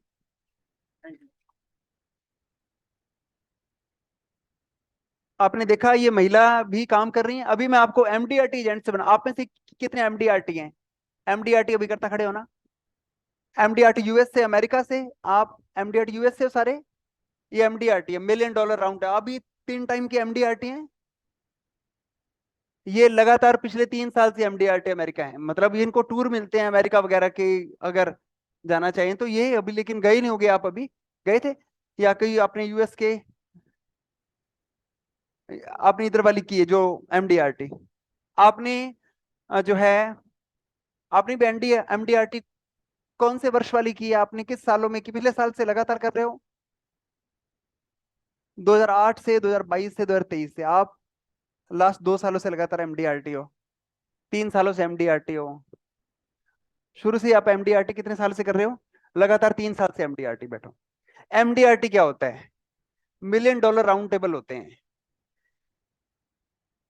देखो एजेंट ना, एजेंट जब अच्छा काम करते हैं तो उनको टूर मिलते हैं विदेश के और जाने के। वैसे इसमें विदाउट कमीशन और विद कमीशन भी हो सकते हैं। आप में से कोई गया बाहर एमडीआरटी के हिसाब से? अभी गए नहीं होंगे आप। वैसे ये पैसे भी ले सकते हैं, अगर अपने बाहर ना जाना चाहें तो उसके पैसे मिल जाते हैं। आपको इसमें ना आएगा ये पीडीएफ, जब आपको दूंगा तो आप देखेंगे। अभी ना हमारे इसमें देखो, एल आई सी एजेंट बनने के क्या फायदे होते हैं? एल आई सी एजेंट बन के सबसे पहले तो एजेंट क्या बनता है? क्लब मेंबर बन जाता है, क्लब का मेंबर होता है। जैसे वो, जैसे एल आई सी में 4 प्रकार के होते हैं, क्लब होते हैं। सबसे पहला क्लब होता है बीएम क्लब मेंबर है, 50 पॉलिसी पूरी कर देता है, साल में 50 पॉलिसी कर देता है तो हो जाता है बीएम क्लब बन जाता है। BM club branch manager club में आ जाता है। उसको बताना है कि तेरे इसमें फ्यूचर भी है। आप उसे ये भी बता सकते हो कि तू डीओ भी बन सकता है, विकास अधिकारी भी बन सकते हो आप अपने। आप उसे कहना है कि अगर आप अच्छा काम करोगे तो आप एलआईसी में विकास अधिकारी के रूप में भी कार्य कर सकते हो। आपको 4 साल बाद एलआईसी में डेवलपमेंट ऑफिसर बनने का मौका मिलेगा। हाँ, उसमें प्री नहीं देना पड़ता, उनको मेंस एग्जाम देना पड़ता है। और उसमें इंश्योरेंस आता है, ज्यादा पोर्शन इंश्योरेंस भी आता है, मैथ रीजनिंग भी आती है, इंग्लिश भी आती है, लेकिन उसका वेटेज थोड़ा होता है। ज्यादा वेटेज इंश्योरेंस का होता है। ठीक है, तो ये है क्लब है, बीएम क्लब है, डीएम क्लब है, जेडएम क्लब है, सीएम क्लब है, ये एमडीआरटी क्लब की मेंबर है। ये मैडम और ये जो सब आपके सामने खड़े, ये एमडीआरटी। एमडीआरटी क्या होता है? Million dollar round table. इसके बाद सीओटी हो जाते हैं। सीओटी है आप में से? आई नहीं, वो जो झालावाड़ से हैं सुरेश जी, वो कौन से क्लब के? कॉर्पोरेट क्लब के है ना? हाँ जी, गैलेक्सी क्लब के हैं वो। तो मतलब आगे बढ़ते रहे तो अपने इनकम बहुत ज्यादा बढ़ती रहती है। तो ये है एमडीआरटी है, फिर सीओटी होता है, फिर टीओटी, फिर होता है कॉर्पोरेट क्लब होता है। ठीक है, तो एजेंट बनते हैं तो ये फायदे मिलते हैं। ठीक है, तो उसे ये फायदे बताने हैं एजेंट बनने के फायदे। आपसे पूछा जाएगा आप ये कैसे एजेंट बनाओगे? सर मैं, जैसे आपको मैंने बता दिया कहाँ से ढूंढने हैं उसको, एजेंसी के क्या फायदे बताओगे? एजेंट बनने के क्या फायदे हैं? एजेंट बनने से आपको एक बिना किसी इन्वेस्टमेंट के एक बिजनेस शुरू करने का मौका मिलेगा। एलआईसी इनकम से आपको रॉयल्टी इनकम मिलेगी, आकर्षक कमीशन मिलेगा। पॉलिसी बेचने पर क्या मिलेगा? आकर्षक कमीशन। अब बीच में रह गई कुछ बातें, दोबारा चलते हैं उसी जो लाइन पे लिखी हुई हैं। और एलआईसी ना अपने अभिकर्ताओं का बड़ा ध्यान भी देती है। अभी जब लॉकडाउन था सबकी इनकम बंद हो गई, एलआईसी ने सारे अभिकर्ताओं को 50,000 रुपये दिया था। 50,000 रुपये दिया था सबको, 50,000 रुपये दिए घर पे बैठे को कि लो 50,000 रुपये, 2 महीने आपका खर्चा कैसे चलेगा। 50,000 रुपये दिया सबको घर बैठे। तो एलआईसी ध्यान भी देती है अपने अभिकर्ताओं का। ठीक है, तो ये काम आप पार्ट टाइम भी कर सकते हो, फुल टाइम भी कर सकते हो, इसमें कोई इन्वेस्टमेंट नहीं है, लिखी हुई है बात ये मैंने आपको। और आप एक बिजनेसमैन एंटरप्रेनर की तरह सोच सकते हो। और जैसे मैंने आपको बताया, और अपने ड्रीम भी पूरे कर सकते हो। ठीक है, जो आपके अगर ड्रीम है, अगर आपको किसी विकास अधिकारी पोस्ट पे जाना है तो वो भी बन सकते हैं। कोई भी जो आपके ड्रीम है वो फुलफिल कर सकते हो। तो ये एजेंट बनने के फायदे आप बता सकते हो? अगर आप अच्छा काम करोगे तो आपको क्या क्या मिलेगा? जैसे क्लब मेंबरशिप मिलेगी, एमडीआरटी बन सकते हो, सीओटी बन सकते हो, टीओटी बन सकते हो। इसमें आपको विदेश घूमने के भी मौके मिलेंगे, आपको अच्छी इनकम मिलेगी। ठीक है। और एलआईसी अपने अभिकर्ताओं को बिना ब्याज के व्हीकल लोन देती है, जैसे कार लोन देती, कार देती है बिना, आपने लिए, किसी ने कार ली हुई है आपके पास, गाड़ी एलआईसी से दी है, गाड़ी आपको एलआईसी ने गाड़ी भी दी हुई है। गाड़ी ले सकते हैं, नहीं लेना चाहते मत लो, गाड़ी ले सकते हैं अपने। और इसके अलावा मोटरसाइकिल भी ले सकते हैं, जैसे छोटा क्लब है, जैसे ये बीएम क्लब है, बीएम क्लब को मोटरसाइकिल देती है। वो जैसे से होते हैं ना क्लब होते हैं, वैसे वैसे उनको मिलता है। मकान बनाने के लिए लोन मिलता है, हाउसिंग लोन बिना ब्याज के, बहुत थोड़ी रेट पे हाउसिंग लोन मिल जाता है।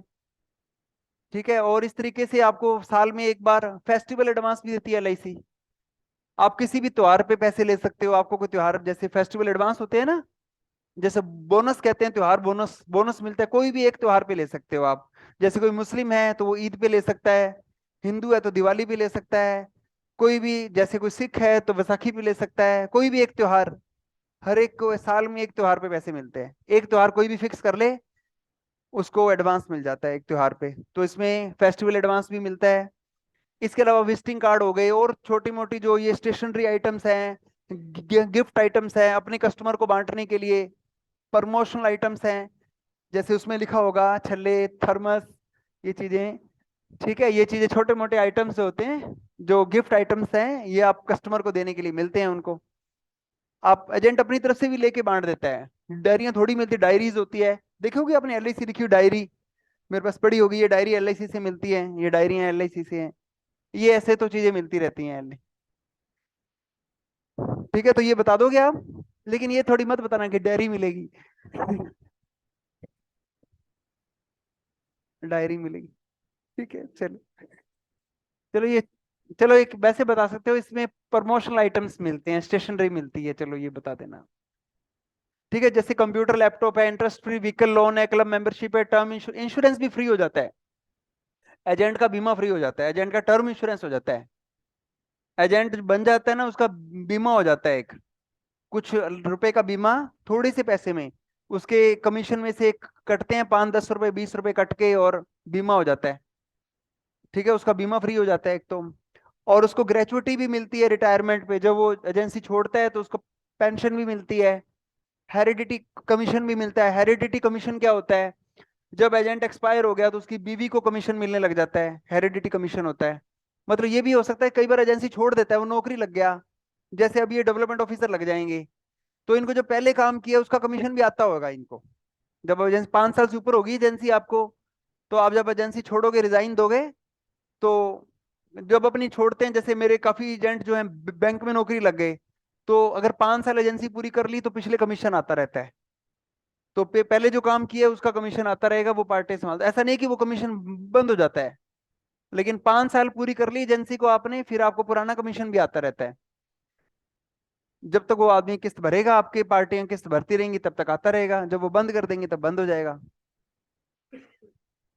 ठीक है। और रिटायरमेंट बेनिफिट भी है। तो ये सारे जो है बेनिफिट आप बता दोगे, किसी को एजेंट बनने के क्या बेनिफिट हैं ये आप बता देना। देखो प्रैक्टिकल बातें अब इसमें ना, मैं जैसे एग्जाम के हिसाब से नहीं पढ़ा रहा, मैं आपको नियम नहीं बता रहा। जैसे जैसे एजेंट बनने के लिए कौन सा एक्ट लगता है, बीमा अधिनियम 1938 की धारा 42 में एजेंट बनता है। एजेंट जो है ना, वैसे चलो ये प्रैक्टिकल क्वेश्चन तो ये क्या पूछेंगे आपसे, जैसे जो ये एजेंट के जो मैंने आपको नियम बताए हैं ना, ये सारे के सारे नियम बीमा अधिनियम इंश्योरेंस एक्ट 1938 की धारा 42 है। ये जो बातें मैंने आपको बताई है ना, वैसे अगर आप ये भी बता सकते हो, इतनी बात साथ में बता दो। एक पूछ ले कि एजेंट बनने की क्वालिफिकेशन क्या है, सर बीमा अधिनियम 1938 की धारा 42 के अनुसार एक एजेंट बनने के लिए 10वीं पास चाहिए और 18 साल की उम्र चाहिए। अच्छा लगेगा बात, सीधा कहते 10वीं पास 18 साल उम्र, तो एक थोड़ी सी लाइन, 2 लाइनें और जोड़ के बता दो। ठीक है। तो क्या बताना है, बीमा अधिनियम 1938 की धारा 42 के अनुसार एजेंट बनने के लिए 25 घंटे की ट्रेनिंग चाहिए। सर बीमा, कोई भी जो बात है थोड़ी सी लंबी हो जाती है बात करनी लायक। बीमा अधिनियम 1902 एजेंट अपॉइंटमेंट की जो धारा है वो कौन सी है, बीमा अधिनियम 1938 की धारा 42 है। आगे समझ में। हाँ जी, हाँ जी।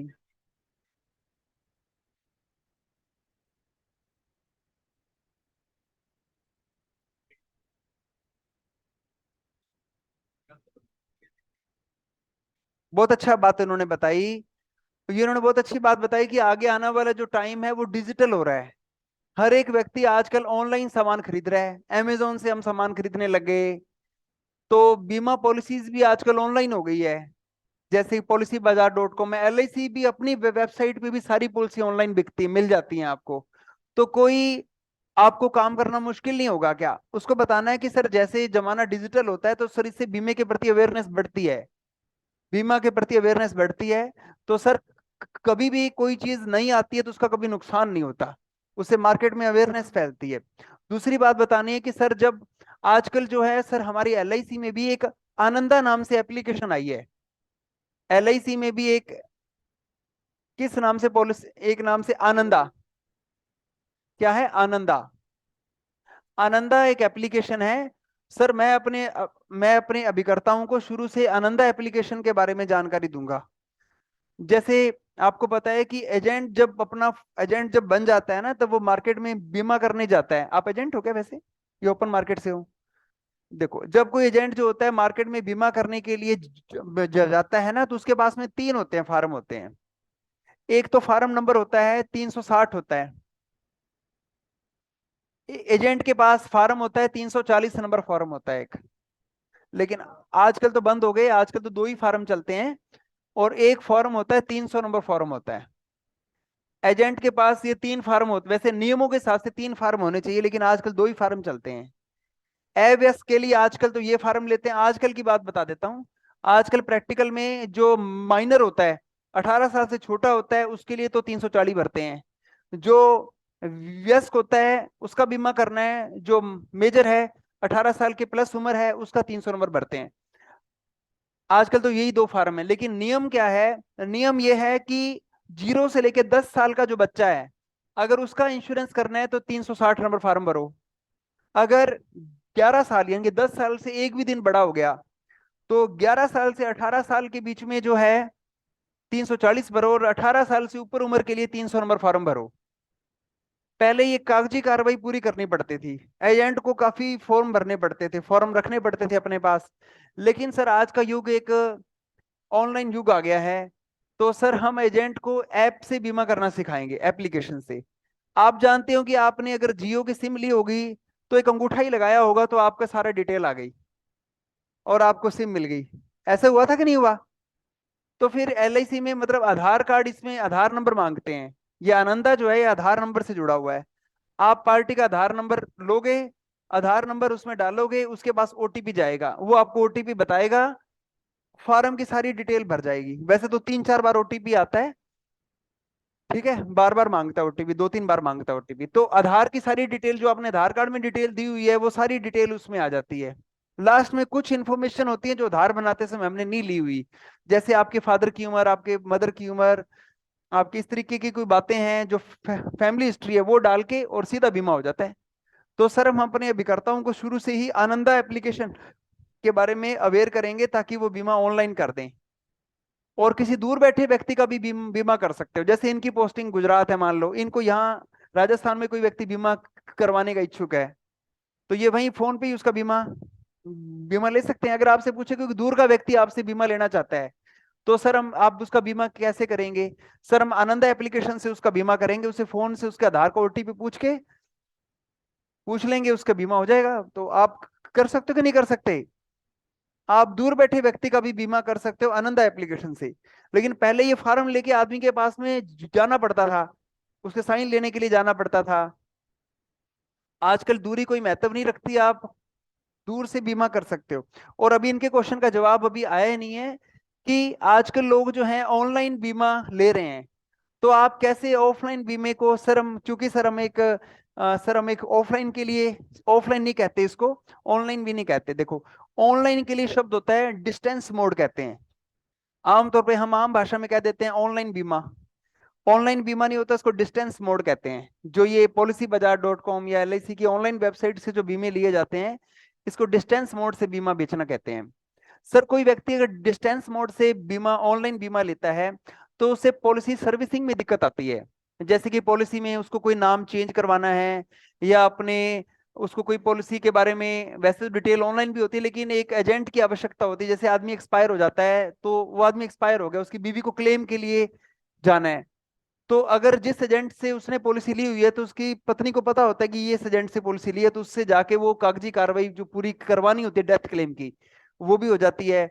इसके अलावा पॉलिसी में कभी लोन लेना होता है, कभी पॉलिसी को सरेंडर भी करवाना पड़ता है, या लोन कहिए आप, और कभी पॉलिसी में कोई असाइनमेंट करना पड़ता है, बेचनी पड़ती है। तो ये सारी चीजें जो होती है, सेवा के लिए एक एजेंट की आवश्यकता पड़ती है। नहीं तो अगर आपने ऑनलाइन पॉलिसी ली है तो आपको अपनी सर्विस, अपनी पॉलिसी के रिमाइंडर खुद ही देखने पड़ेंगे आपको। एजेंट जो होता है आपको पॉलिसी के बारे में बताता है, तो हम पार्टी को बताएंगे कि आप ऑफलाइन पॉलिसी लीजिए।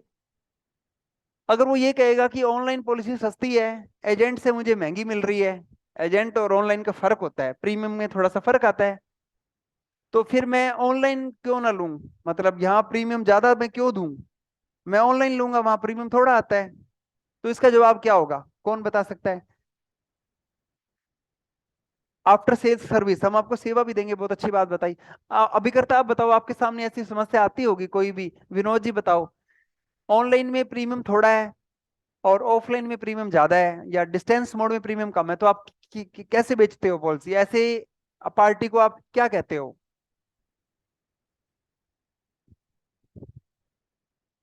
हम्म। ऑफलाइन में आपको, हम आपको सर्विसिंग देंगे, कोई भी काम हो आपका काम फोन पे एक कॉल पे हो जाएगा। ऑनलाइन में आपको भटकना पड़ेगा, आपको देखना पड़ेगा, एलआईसी की सर्विसिंग ब्रांच में जाना पड़ेगा आपको, आपको कहीं जाना नहीं पड़ेगा अगर आप हम में से पॉलिसी लेते हो तो। और क्या कहते हो?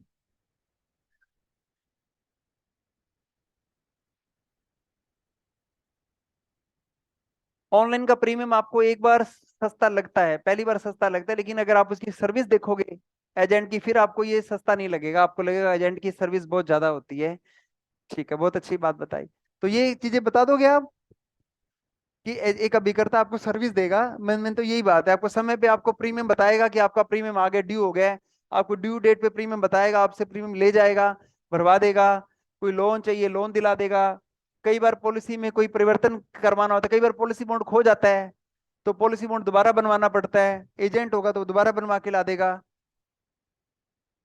ठीक है, तो एजेंट का तो अपना महत्व है, एजेंट आपके साथ हमेशा रहेगा। ये बातें बता दोगे आप? चलो, अब आप ऐसे कीजिए, आप कोई प्रश्न पूछना चाहते हैं या मैं अपने लिखा दूं प्रश्न जो पूछे जाते हैं? हाँ चलो, कुछ मन में क्वेश्चन है आपके मन में, कोई आपसे सवाल पूछे, सर ने बहुत सारे मौक लिए हैं आपसे, कोई क्वेश्चन आपके मन में डाउट है? हाँ, मेरे क्वेश्चन बता देता हूँ मैं एक बार, जो मेरे से पूछे हुए या मैंने जो बहुत सारे अभिकर्ताओं को देखे, वो मैं प्रश्न आपसे को बता देता हूँ। ठीक है, अब इस पीडीएफ में से बता दूं सर? हाँ ठीक है, इस पीडीएफ बोर्ड, व्हाइट बोर्ड में ऊपर ऊपर की तरफ है। अच्छा ठीक है। हाँ, ये वाले क्वेश्चन पहले ना, कुछ क्वेश्चन, हाँ सही है, पहले ये वाले एजेंट वाले क्वेश्चन आपको बता देता हूँ।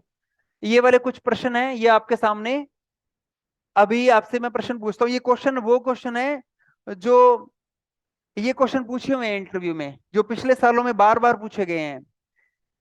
एक बीमा एजेंट एक बार में कितनी बीमा कंपनियों का एजेंट बन सकता है?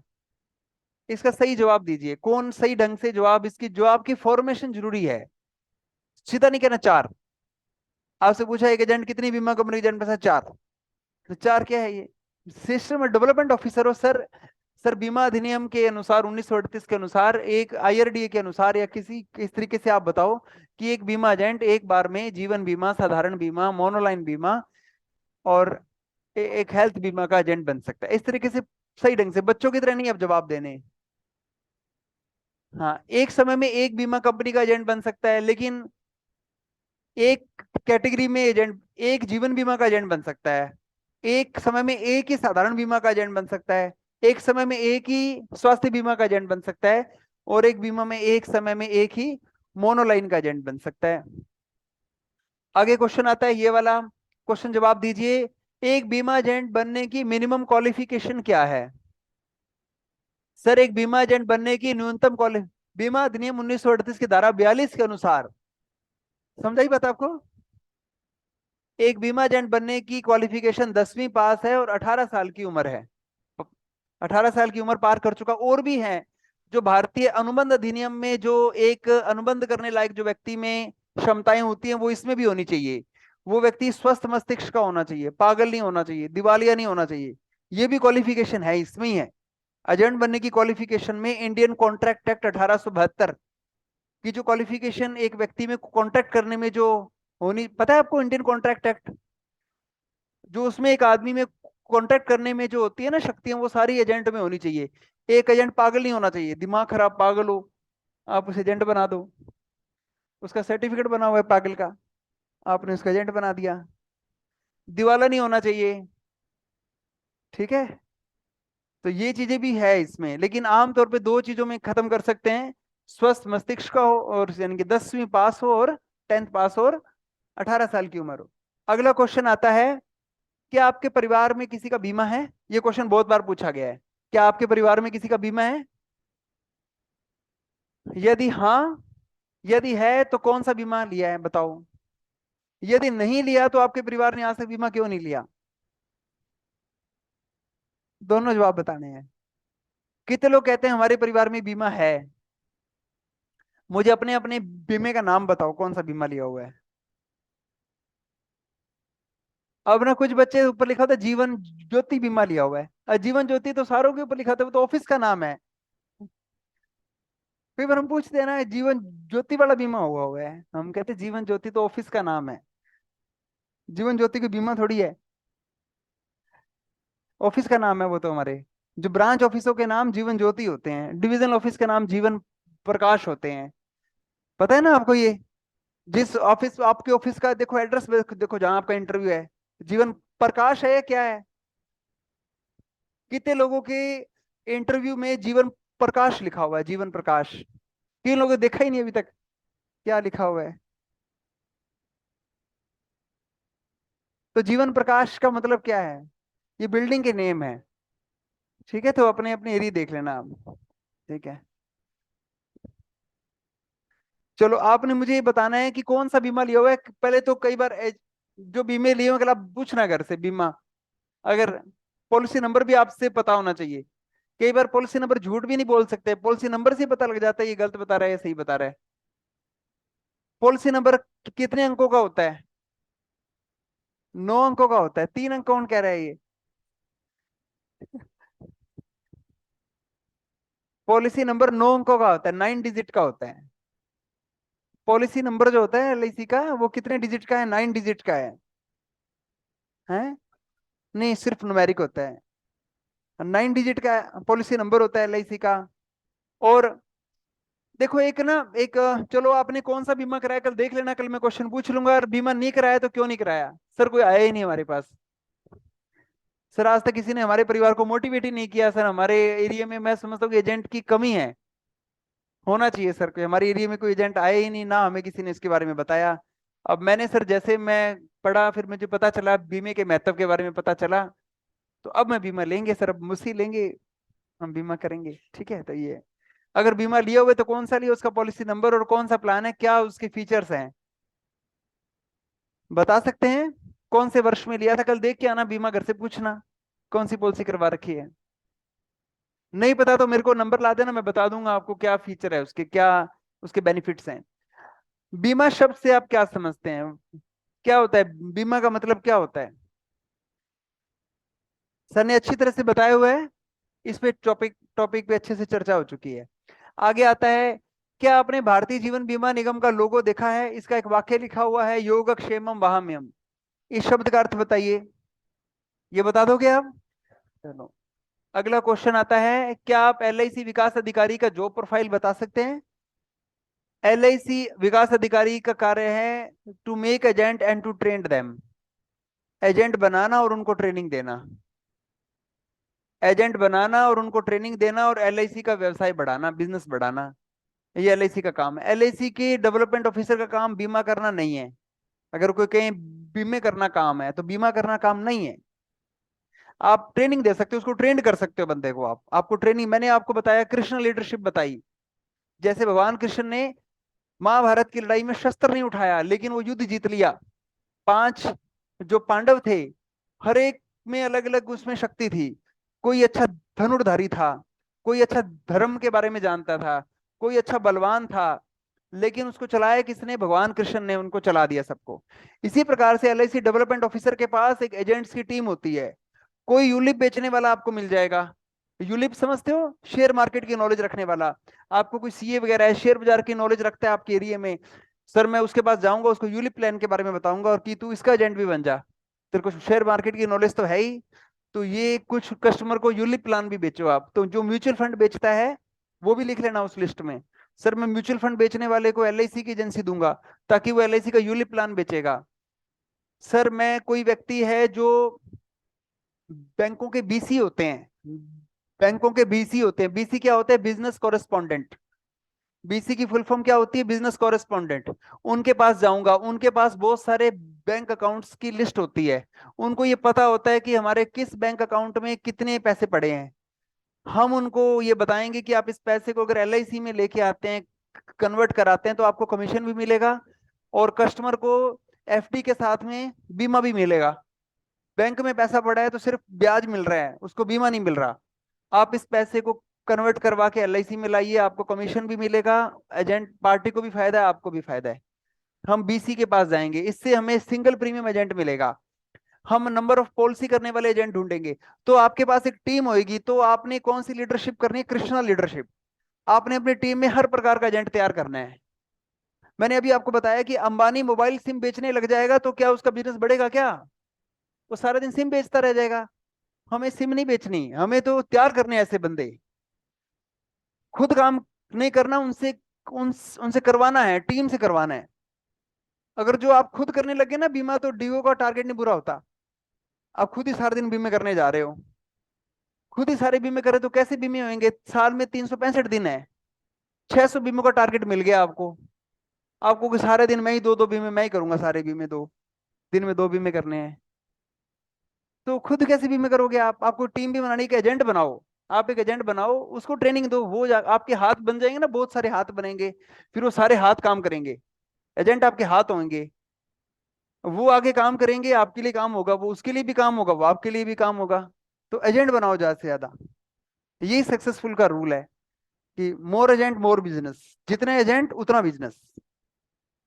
मोर एजेंट्स मोर बिजनेस। अगर वो कहें कि आपने एजेंट बनाए लेकिन वो एजेंट काम ना करें, तो आप क्या करोगे?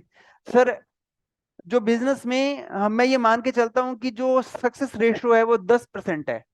अगर मैं 100 बनाऊंगा तो 10 लोग काम करेंगे, मैं ये मानता हूं, लेकिन मैं इससे घबराऊंगा नहीं। मैं और आगे बना दूंगा, फिर उसमें से 10% चलेंगे। तो ये इस चीज के लिए उनको पहले ही बता देना, सर ये मानता हूँ कि 10% एजेंट ही काम करने वाले बनेंगे। अभी मैंने पिछले मार्च में 25 एजेंट बनाए, एक साथ ही बनाए थे। एक हमने कैंपेन चलाया, रोजगार, हमने मेला लगाया। हम, मेरे पास टीम है पूरी, उनको मैंने बताया कि मेला लगाओ इस एरिया में जाके, जो बेरोजगार बच्चे हैं उनको बुलाओ और उनको एलआईसी एजेंसी के बारे में बताओ। हमने उसमें से 25 एजेंट बनाए एक अभियान में, एक साथ 25 एजेंट, 25 के फॉर्म भर गए हमारे। 25 को हमने ट्रेनिंग दे दी, यहीं बुला लिया मैंने, प्रोजेक्टर पे ट्रेनिंग दे दी, 25 के 25 पास हो गए। लेकिन काम करने वाले किसी ने ट्राई की, किसी दो दो चार कर पाया, को 5 ही कर पाया। लेकिन उसमें से 25 में से 7 ने अच्छा काम कर दिया, बाकी थोड़ा थोड़ा काम किया, लेकिन कुछ एजेंसियां निकल गई, टर्मिनेट हो गई। चलो उस कैंपेन से 7 एजेंट तो अच्छे मिल गए। समझ आई बात आपको? जरूरी नहीं कि 25 के 25 काम करेंगे। कई बार ऐसे घबराहट, फिर और बना लेंगे 25, कोई बात नहीं। जिनसे हो पाया उन्होंने ट्राई किया लेकिन नहीं हुआ, कोई बात नहीं, कई बार नहीं भी होता एजेंट से, तो और बना लो। तो इस तरीके से उनको बोलना कि सर मैं ट्राई हमेशा रखूंगा, अपनी जारी रखूंगा अपनी ट्राई को, और एजेंट बनाता रहूंगा। कुछ एजेंट काम करेंगे, कुछ नहीं करेंगे। आपको इस जॉब के बारे में पता तो लग गया ना? मैं 2007 में जब नौकरी लगा था ना, तो आपको एक मोटरसाइकिल मिलेगा आपको जाते ही। मेरे पास वो साइकिल थी, मेरे पास साइकिल थी, मैं ऑफिस में साइकिल लेके चला गया। हमारी ब्रांच में कहते साइकिल मत लेके आना पुनीत जी, आपको मोटरसाइकिल देते हैं। मैंने कहा सर दे दो मोटरसाइकिल। ठीक है, मेरे पास वही मोटरसाइकिल, मैंने बेचा नहीं अभी वो मोटरसाइकिल, मेरे पास ही है अभी वो मोटरसाइकिल। मैं सुबह ऑफिस तो गया था पैदल, मैनेजर ने मेरे को कहा कि जो मोटरसाइकिल पसंद आता है ले ले बाजार से, ये ले कोटेशन, ये ले चेक ले जा, जो कोटेशन है।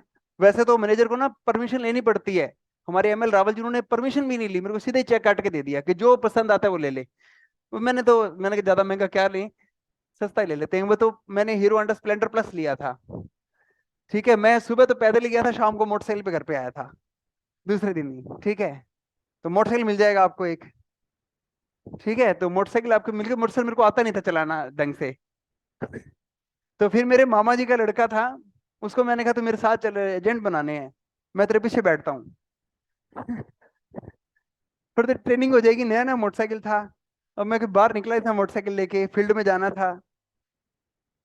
ठीक है, तो मैंने उसको बिठा लिया, वो मेरे साथ था, नवीन था उसका नाम। तो मामा जी का बेटा 12वीं पास था वो उस समय में, छुट्टियां थी उसकी। कहते भैया आ जाओ, चलो बैठो पीछे, कहाँ जाना है। मैं कहा चलो, कुछ उसके उसके रिश्तेदार थे, मैं कहा तेरे रिश्तेदारों के पास ले चल।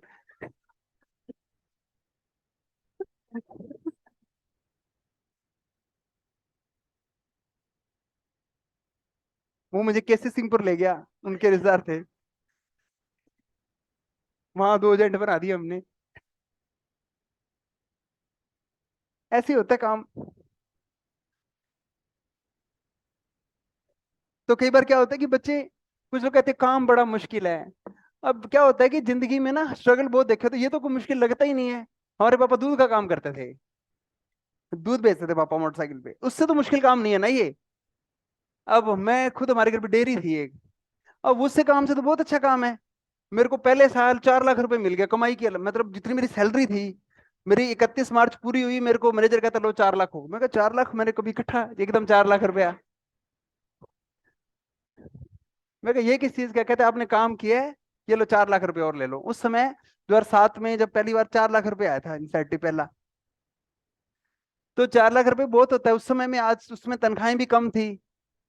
ठीक है, तो तनख्वाह कम थी 4 लाख, आज से 15 साल पहले बहुत लगता, आजकल तो शायद कम लगता होगा, लेकिन मेरे को तो बहुत लगता था 4 लाख रुपया उस समय में। ठीक है, तो मतलब आपको इंसेंटिव काम, पैसा भी तो मिलेगा। कुछ लोग कहते हैं काम मुश्किल है, मुश्किल क्या है जब पैसा भी मिल रहा है साथ में। कर सकते हो नहीं कर सकते? कर सकते हैं, कोई भी काम आप कर सकते हो अगर आप में इच्छा है तो। कोई काम मुश्किल नहीं है जिंदगी में, कोई काम दुनिया चांद पे पहुंच गई, यहाँ तो गुजरात में जाना है, कहाँ जाना है, बीमा एजेंट बनाने हैं, मुश्किल काम है क्या बताओ? कोई भी घबराना नहीं है इस काम से, मैं आपके साथ हूँ। बाद में भी कुछ जरूरत पड़ेगी ना, तो भी आपको हेल्प कर देंगे। ये मत कहना कि सर एक बार हमें डीओ बना दे, काम फंसा दिया। कई बार ऐसा मन में ख्याल आएगा एक बार कि बीमा एजेंट काम बहुत मुश्किल है। कई बार आपको ट्रेनिंग में डरा देंगे कुछ लोग तो। ट्रेनिंग में ना डराने वाले बहुत लोग होते हैं कि यार काम बहुत मुश्किल है, तो हमारे इतने एजेंट उनसे बने नहीं, उनसे ये नहीं बने। तो जो जिनसे नहीं बने उनको मत देखो आप, जिनसे बनाए, जो लोग कामयाब हो गए उनको देखो आप। दुनिया में 2 प्रकार के लोग मिलेंगे, सक्सेसफुल मिलेंगे और ना सक्सेसफुल भी मिलेंगे। आप अगर सक्सेसफुल लोगों को देखोगे तो आगे बढ़ जाओगे। अगर आप जो लोग नई जिंदगी में कामयाब हुई उनको देखते रहोगे, तो फिर कैसे आगे बढ़ोगे? तो कामयाब लोगों को देखना है आपने। हाँ जी। पूरे भारत में कहीं मर्जी एजेंट बनाओ, जरूरी नहीं है कि आपके, आपने गुजरात नौकरी लगी तो गुजरात एजेंट बनना है, यहाँ बना लो। उसका एड्रेस दिखा दो वहां पे कि यहाँ ये रहता है किराए पे। मैंने तो बहुत एजेंट बनाए यहाँ पे। किराएदार लिखा लेता था, उसकी किराएदार 10 रुपए के किरायानामा 50 रुपए में लिखा लेते थे, किराएदार है इसका। मैंने पूरे बीकानेर तक के एजेंट बनाए हुए थे। जहां कोई मिल गया चला जा, यहाँ किरायानामा लिखाओ बना दो। ये तो इनडायरेक्ट रूप से बात कर रहा हूँ, मैं आपको तरीके बता दूंगा सारे।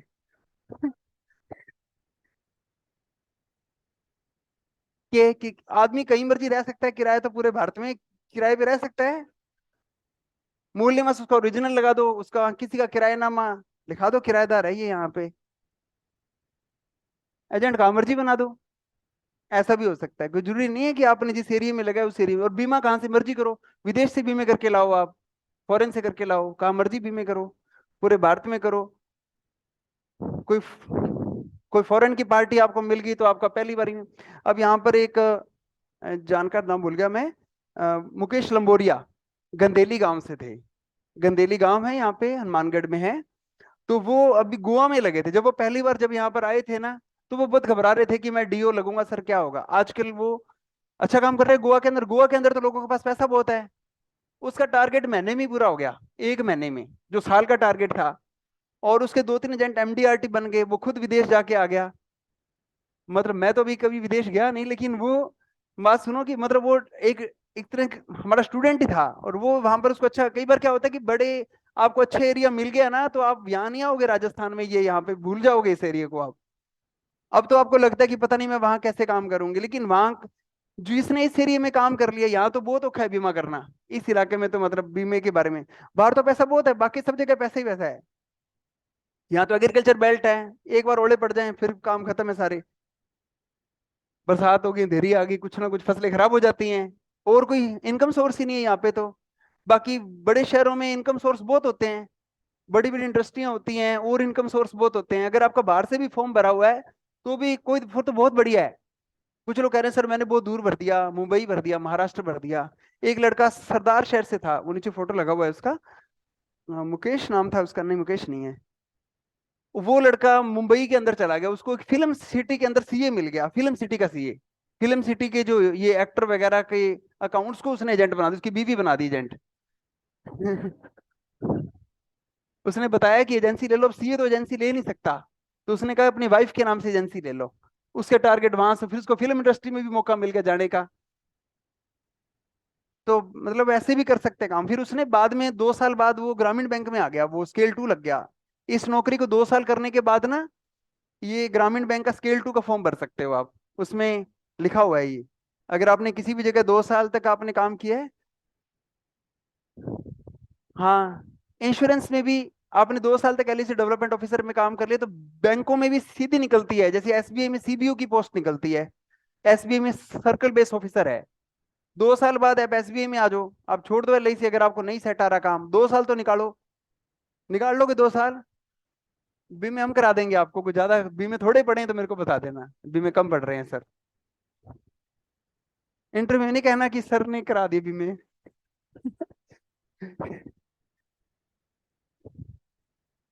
हाँ। हाँ, उसका नाम भूल गया, उसका नाम अ, वो कौन सा है, भाटी, देवी सिंह, देवी सिंह नाम है एक लड़का देवी सिंह था यहाँ, देवी सिंह लड़का था। तो देवी सिंह लड़का एलआईसी में नौकरी लगा था। और फिर उसके बाद में सीधे ये बैंक ऑफ बड़ौदा में एक वैकेंसी आई थी सीधी, कि जिसने 2 साल तक फील्ड ऑफिसर के रूप में काम किया हुआ है कहीं पर भी, इंश्योरेंस सेक्टर का उसमें था उसके अंदर, ये बैंक ऑफ बड़ौदा के जो इंश्योरेंस सेक्टर को संभालने के लिए, उसके अंदर वो सीधा स्केल 2 लग गया, उसकी सैलरी ब्रांच मैनेजर से भी ज्यादा। लेकिन देखो, अगर आपसे पूछा जाए कि आप अपने आप को 10 साल बाद, 5 साल बाद किस पोस्ट पे देखना चाहते हो, अब ये नहीं कहना सर यहाँ तो 2 साल करके मैं ग्रामीण बैंक में चला जाऊंगा, ये मत कह देना। वो कहेंगे हम 2 साल के लिए हम तेरे को मिले हैं यूज करने के लिए, हम तेरे को ट्रेनिंग देंगे, सिखाएंगे, अब तो 2 साल बाद हमें छोड़ जाएगा। नहीं, ऐसा नहीं। देखो कुछ बच्चे तो इसका आंसर ये देंगे कि सर मैं जो है, कुछ बच्चे ये कहेंगे कि सर मैं 5 साल बाद एबीएम असिस्टेंट ब्रांच मैनेजर बन जाऊंगा, ये भी अच्छा रास्ता है, जैसे लड़कियां बन जाती है, एबीएम बन जाती है, असिस्टेंट ब्रांच मैनेजर करके एडमिनिस्ट्रेशन में आ जाते हैं। जरूरी नहीं है कि फील्ड में ही रहना है सारी उम्र, कई बार।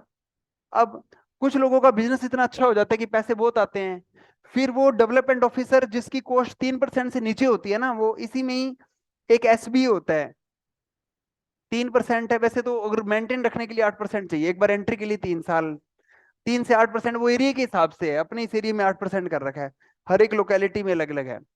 तो जैसे अंजनी जी हैं, वो एसबीए हैं, इनके जो डेवलपमेंट ऑफिसर हैं ये भी एजेंट हैं।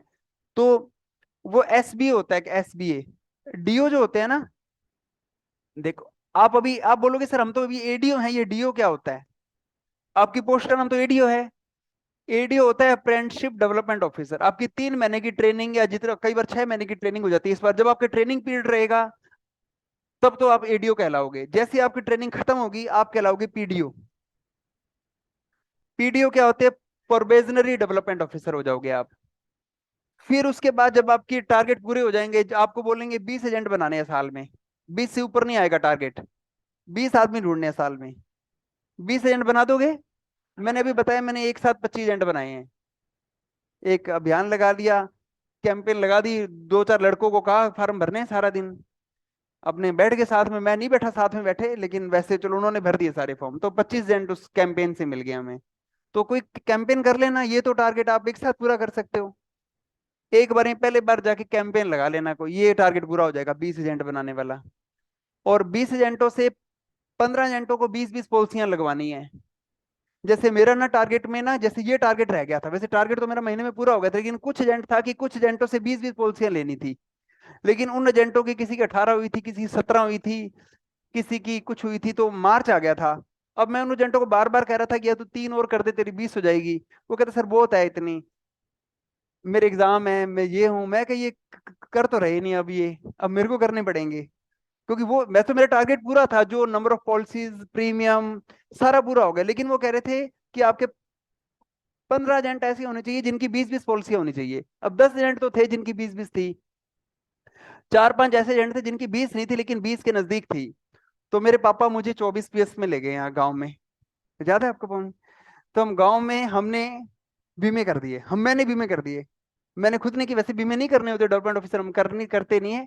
तो मैंने उस कैंप, मेरे पापा की जानकारी थी, तो पापा ने उस एरिया में कहा कि आपके बीमे हम कर देते हैं, और एक किस्त हम भर देंगे। या कोई छोटे छोटे बीमे कर दिए, 30,000 का बीमा होता था, कोई 200 रुपए किस्त, 300 रुपए का बीमा। समझ आई बात आपको? छोटे छोटे बीमे हमने उस गांव के कर दिए। हमने कहा अगली किस्त आप भर देना, एक किस्त हम भर देते हैं आपकी। तो फ्री में बीमे हो रहे थे हम सबके, वो सारे लोग आगे अपने आधार कार्ड या जो भी था।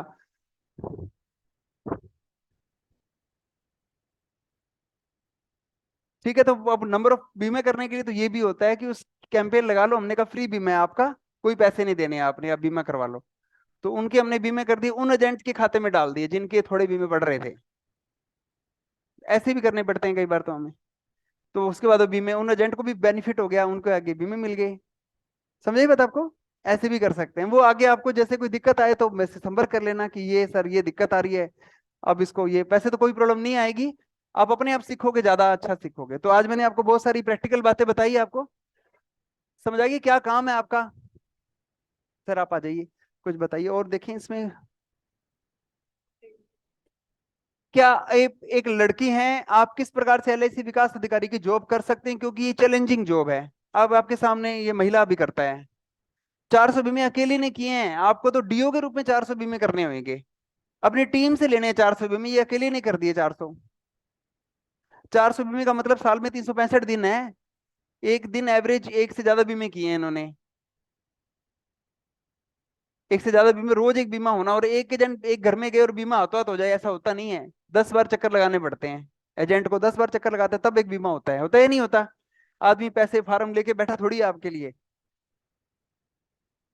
हाँ। हाँ, वैसे बीमा कार्य मुश्किल नहीं है, क्योंकि इंश्योरेंस पेनिट्रेशन 5%, बीमा 5% ही हुआ है ना अभी। हाँ, वैसे तो बीमा 10 करोड़ एवरेज लोगों के पास बीमा है, 10 करोड़ लोगों का बीमा है। तो भारत में बीमे की अपार संभावना, ही बोल देना। जो पहले क्वेश्चन था, अपने परसेंटेज लिख रहे थे, तो भारत में अभी सिर्फ 5% लोगों का इंश्योरेंस हुआ है, 95% लोगों का बीमा होना बाकी है। तो इस क्षेत्र में अपार संभावनाएं हैं।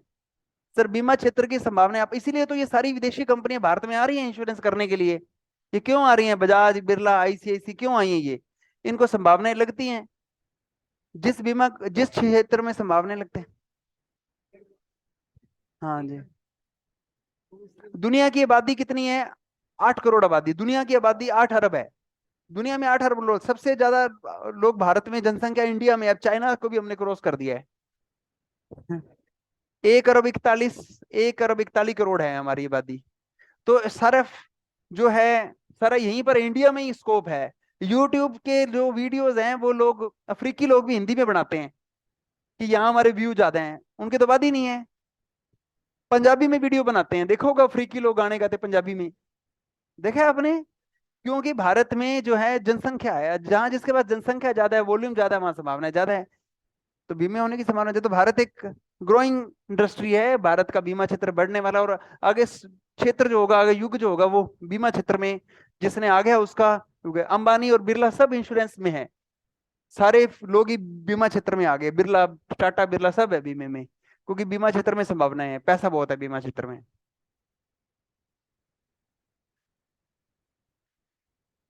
हाँ, वैल्यू वाइज देखो, जो आपको टारगेट मिलेगा ना, वो अलग अलग डिवीजन वाइज अलग अलग मिलेगा। सबसे कम टारगेट बीकानेर में होता है, सबसे कम होता है, क्योंकि यहाँ बीमा बहुत औखा है।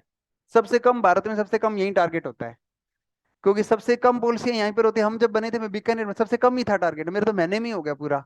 लेकिन वो जो नंबर ऑफ अलग अलग करने होते हैं, वो कुछ और भी क्राइटेरिया काफी सारे होते हैं, वो पूरे करने के लिए कई बार हमें एक्स्ट्रा काम करना पड़ता है। लेकिन उसकी टेंशन नहीं, अगर वो ना भी पूरे हो ना, तो भी हटाते नहीं है। अगर मेरे साथ बहुत सारे लोगों ने किए नहीं वो टारगेट पूरे। मेन टारगेट है पैसा, पैसा आ गया, बाकी सारा टारगेट नहीं भी हुआ तो भी कोई दिक्कत नहीं है। सारे क्राइटेरिया कभी पूरे होते नहीं, लेकिन मैंने सारे पूरे कर दिए थे। मैंने बिल्कुल रिस्क नहीं लिया। मैंने कहा क्यों 1% भी रिस्क लें नौकरी का। ठीक है, तो सारे टारगेट पूरे कर दिए। फिर भी कोई एक आधा टारगेट ना भी हो, जैसे आपको 10 प्रकार के टारगेट दिए उन्होंने और उनमें से 5-6 पूरे कर दिया आपने, तो कोई दिक्कत नहीं। मेन तो पैसे वाला टारगेट है, पैसा आना चाहिए, पैसा आ गया है, बाकी सारे टारगेट है। पैसा घर से भी लगा सकते हैं, अपने घर में अगर है तो एफडी आप घर से करा दो।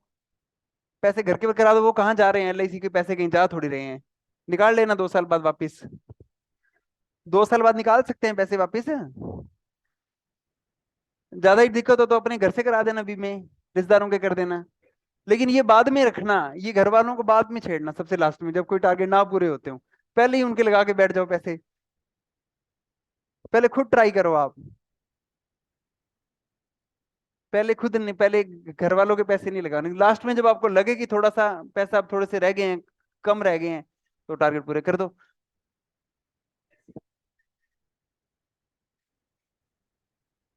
ये कहते हैं कि सर, प्रधानमंत्री सुरक्षा बीमा योजना में 20 रुपए में 2 लाख का बीमा होता है, एक्सीडेंटल बीमा होता है, और एलआईसी का महंगा, एलआईसी में। हाँ हाँ जी, हाँ जी।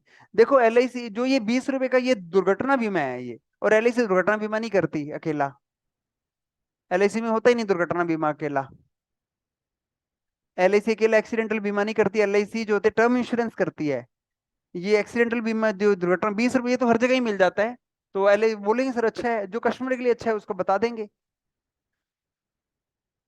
हेल्थ इंश्योरेंस करती है एलआईसी, दुर्घटना बीमा एलआईसी अलग से नहीं करती, लेकिन जीवन बीमा के साथ में देती है। अगर कोई अकेला दुर्घटना बीमा लेना चाहिए अकेला, ये तो मिल जाएगा क्या? आप बताओ सुरेश, विनोद, मिल जाएगा अकेला एक्सीडेंटल इंश्योरेंस? अकेला नहीं मिलता, वो जीवन बीमा के साथ मिलेगा आपको। वो तो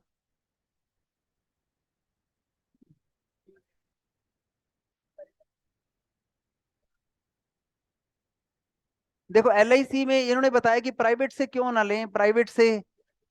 देखो एलआईसी का क्लेम रेशो, देखो सबसे पहले तो एलआईसी जो देती है ना, अपने क्लेम देती है कस्टमर को, जिसने बीमा ले लिया, तो एलआईसी का क्लेम रेशो दुनिया में सबसे ज्यादा है, दुनिया में। इंडिया की तो बात ही नहीं कर रहा मैं। एलआईसी का जो क्लेम का परसेंटेज है, वैसे इसमें आपको परसेंटेज के रूप में थोड़ा दिखाई देगा, लेकिन वो देखा, जैसे ये कंपनी है, देखो ये आदित्य बिरला के पास में पूरे साल में 10,000 ही क्लेम, 10,000 ही पॉलिसियां की है, इस पे 10,000 पॉलिसियों के क्लेम आए हैं, 10,000 ही क्लेम आए हैं। इन्होंने इसमें 9800 दे भी दिए, मान लो 98.7 आ गया, तो 9800 क्लेम देना, 10,000 में 9800। एक एलआईसी के पास में लाखों में क्लेम आता है, 13 लाख क्लेम आए, उसमें से कितने सारे क्लेम दिए, तो उस हिसाब से देखा जाए तो एलआईसी ने ज्यादा क्लेम बांटे हैं। अभी ट्रेन दुर्घटना हुई है, सबसे पहले एलआईसी ने विदाउट पॉलिसी बॉन्ड क्लेम दे दिए, सबको दिए, सबसे ज्यादा एलआईसी, सबसे पहले एलआईसी ने क्लेम दिए, देखिए आपने वीडियोस, तो सबसे पहले क्लेम दिए हैं, तो क्लेम रेशियो सबसे अच्छा है एलआईसी का। गुजरात में भुज में भूकंप आया था, भुज में भूकंप आया, लोगों के मकान गिर गए, बिल्डिंगे सब, जो उसमें ऑफलाइन था, डेटा भी नहीं था, तो मानवता के आधार पर जो जिसने बताया, एजेंट ने सिफारिश कर दी, इसका बीमा था जी, दे दिए कि सबको क्लेम। तो उस हिसाब से मानवता के आधार पर भी क्लेम दिए जाते हैं, क्लेम रोके नहीं जाते एलआईसी में।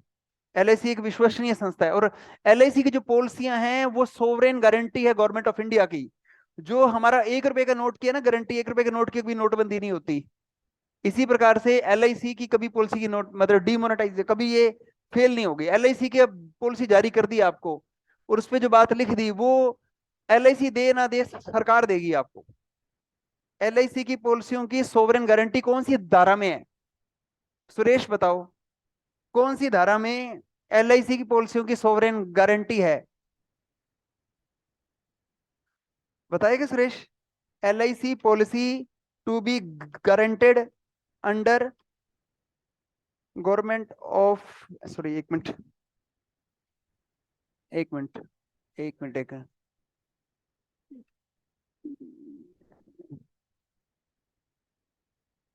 सॉरी, एलआईसी की पॉलिसियां जो है गारंटेड है। सॉरी, ये क्या आ गया, एक मिनट, GUARANTED, गारंटी। ये देखो, ये है बीमा, ये धारा 37 है, ये लाइफ इंश्योरेंस एक्ट की। The government of India has guaranteed the sum assured with the bonus in LIC policy under section 37 of. तो गवर्नमेंट ऑफ इंडिया की गारंटी है, भारत सरकार की गारंटी है। जैसे कि एक बैंक फेल होता है, बैंक फेल में DICGC होता है, deposit insurance credit guarantee corporation. चाहे किसी के बैंक में 50 लाख जमा है, 5 लाख ही देते हैं। बैंक फेल होता है ना, तो 50 लाख भी जमे तो 5 लाख ही मिलते हैं, पता है ना आपको। अगर LIC का पैसा देना तो सारा देगी LIC, भारत सरकार देगी, ये गारंटी है LIC की। LIC का पैसा कभी डूबेगा नहीं। तो ये सबसे बड़ी गारंटी। आप बोलेंगे प्राइवेट और बीमा कंपनी LIC में फर्क क्या है? सर यही फर्क है कि LIC की पॉलिसियां भारत सरकार द्वारा गारंटेड है। जीवन बीमा, भारतीय जीवन बीमा अधिनियम 1956 की धारा 37 के तहत, ये बात बोलनी है साथ में, भारतीय जीवन बीमा अधिनियम 1956 की धारा 37 के अनुसार LIC की पॉलिसियां भारत सरकार द्वारा गारंटेड है। बता दोगे ये बात? ये पूरी पैसे की गारंटी है, आपका पैसा दे दिया तो वो कहीं नहीं जाएगा, पूरा मिलेगा आपको। लेकिन LIC की पॉलिसियों को 2 साल भरना जरूरी होता है। अगर ईयरली पॉलिसी, अगर FD है तो एक साथ ही भरनी है, एक बार ही भरनी है, उसको तो बार बार नहीं भरना। लेकिन जैसे कोई सिंगल प्रीमियम है, यूलिप है, तो एक बार ही भरनी है। ईयरली प्लान है, वार्षिक भरने वाले हैं, तो कम से कम 2 साल भरने पड़ेंगे आपको। अगर 2 साल नहीं भरे तो पैसा नहीं मिलेगा। ये गारंटी 2 साल भरने के बाद वाली पॉलिसियों की है, कम से कम 2 साल भर चुका हो तो गारंटेड है, तो पैसे मिलेंगे वापस। तो ये भी आप बातें, तो कुछ पता चल गया बातें क्या बोलनी है, कि हम LIC से क्यों ले, प्राइवेट से क्यों ना ले। और कोई क्वेश्चन?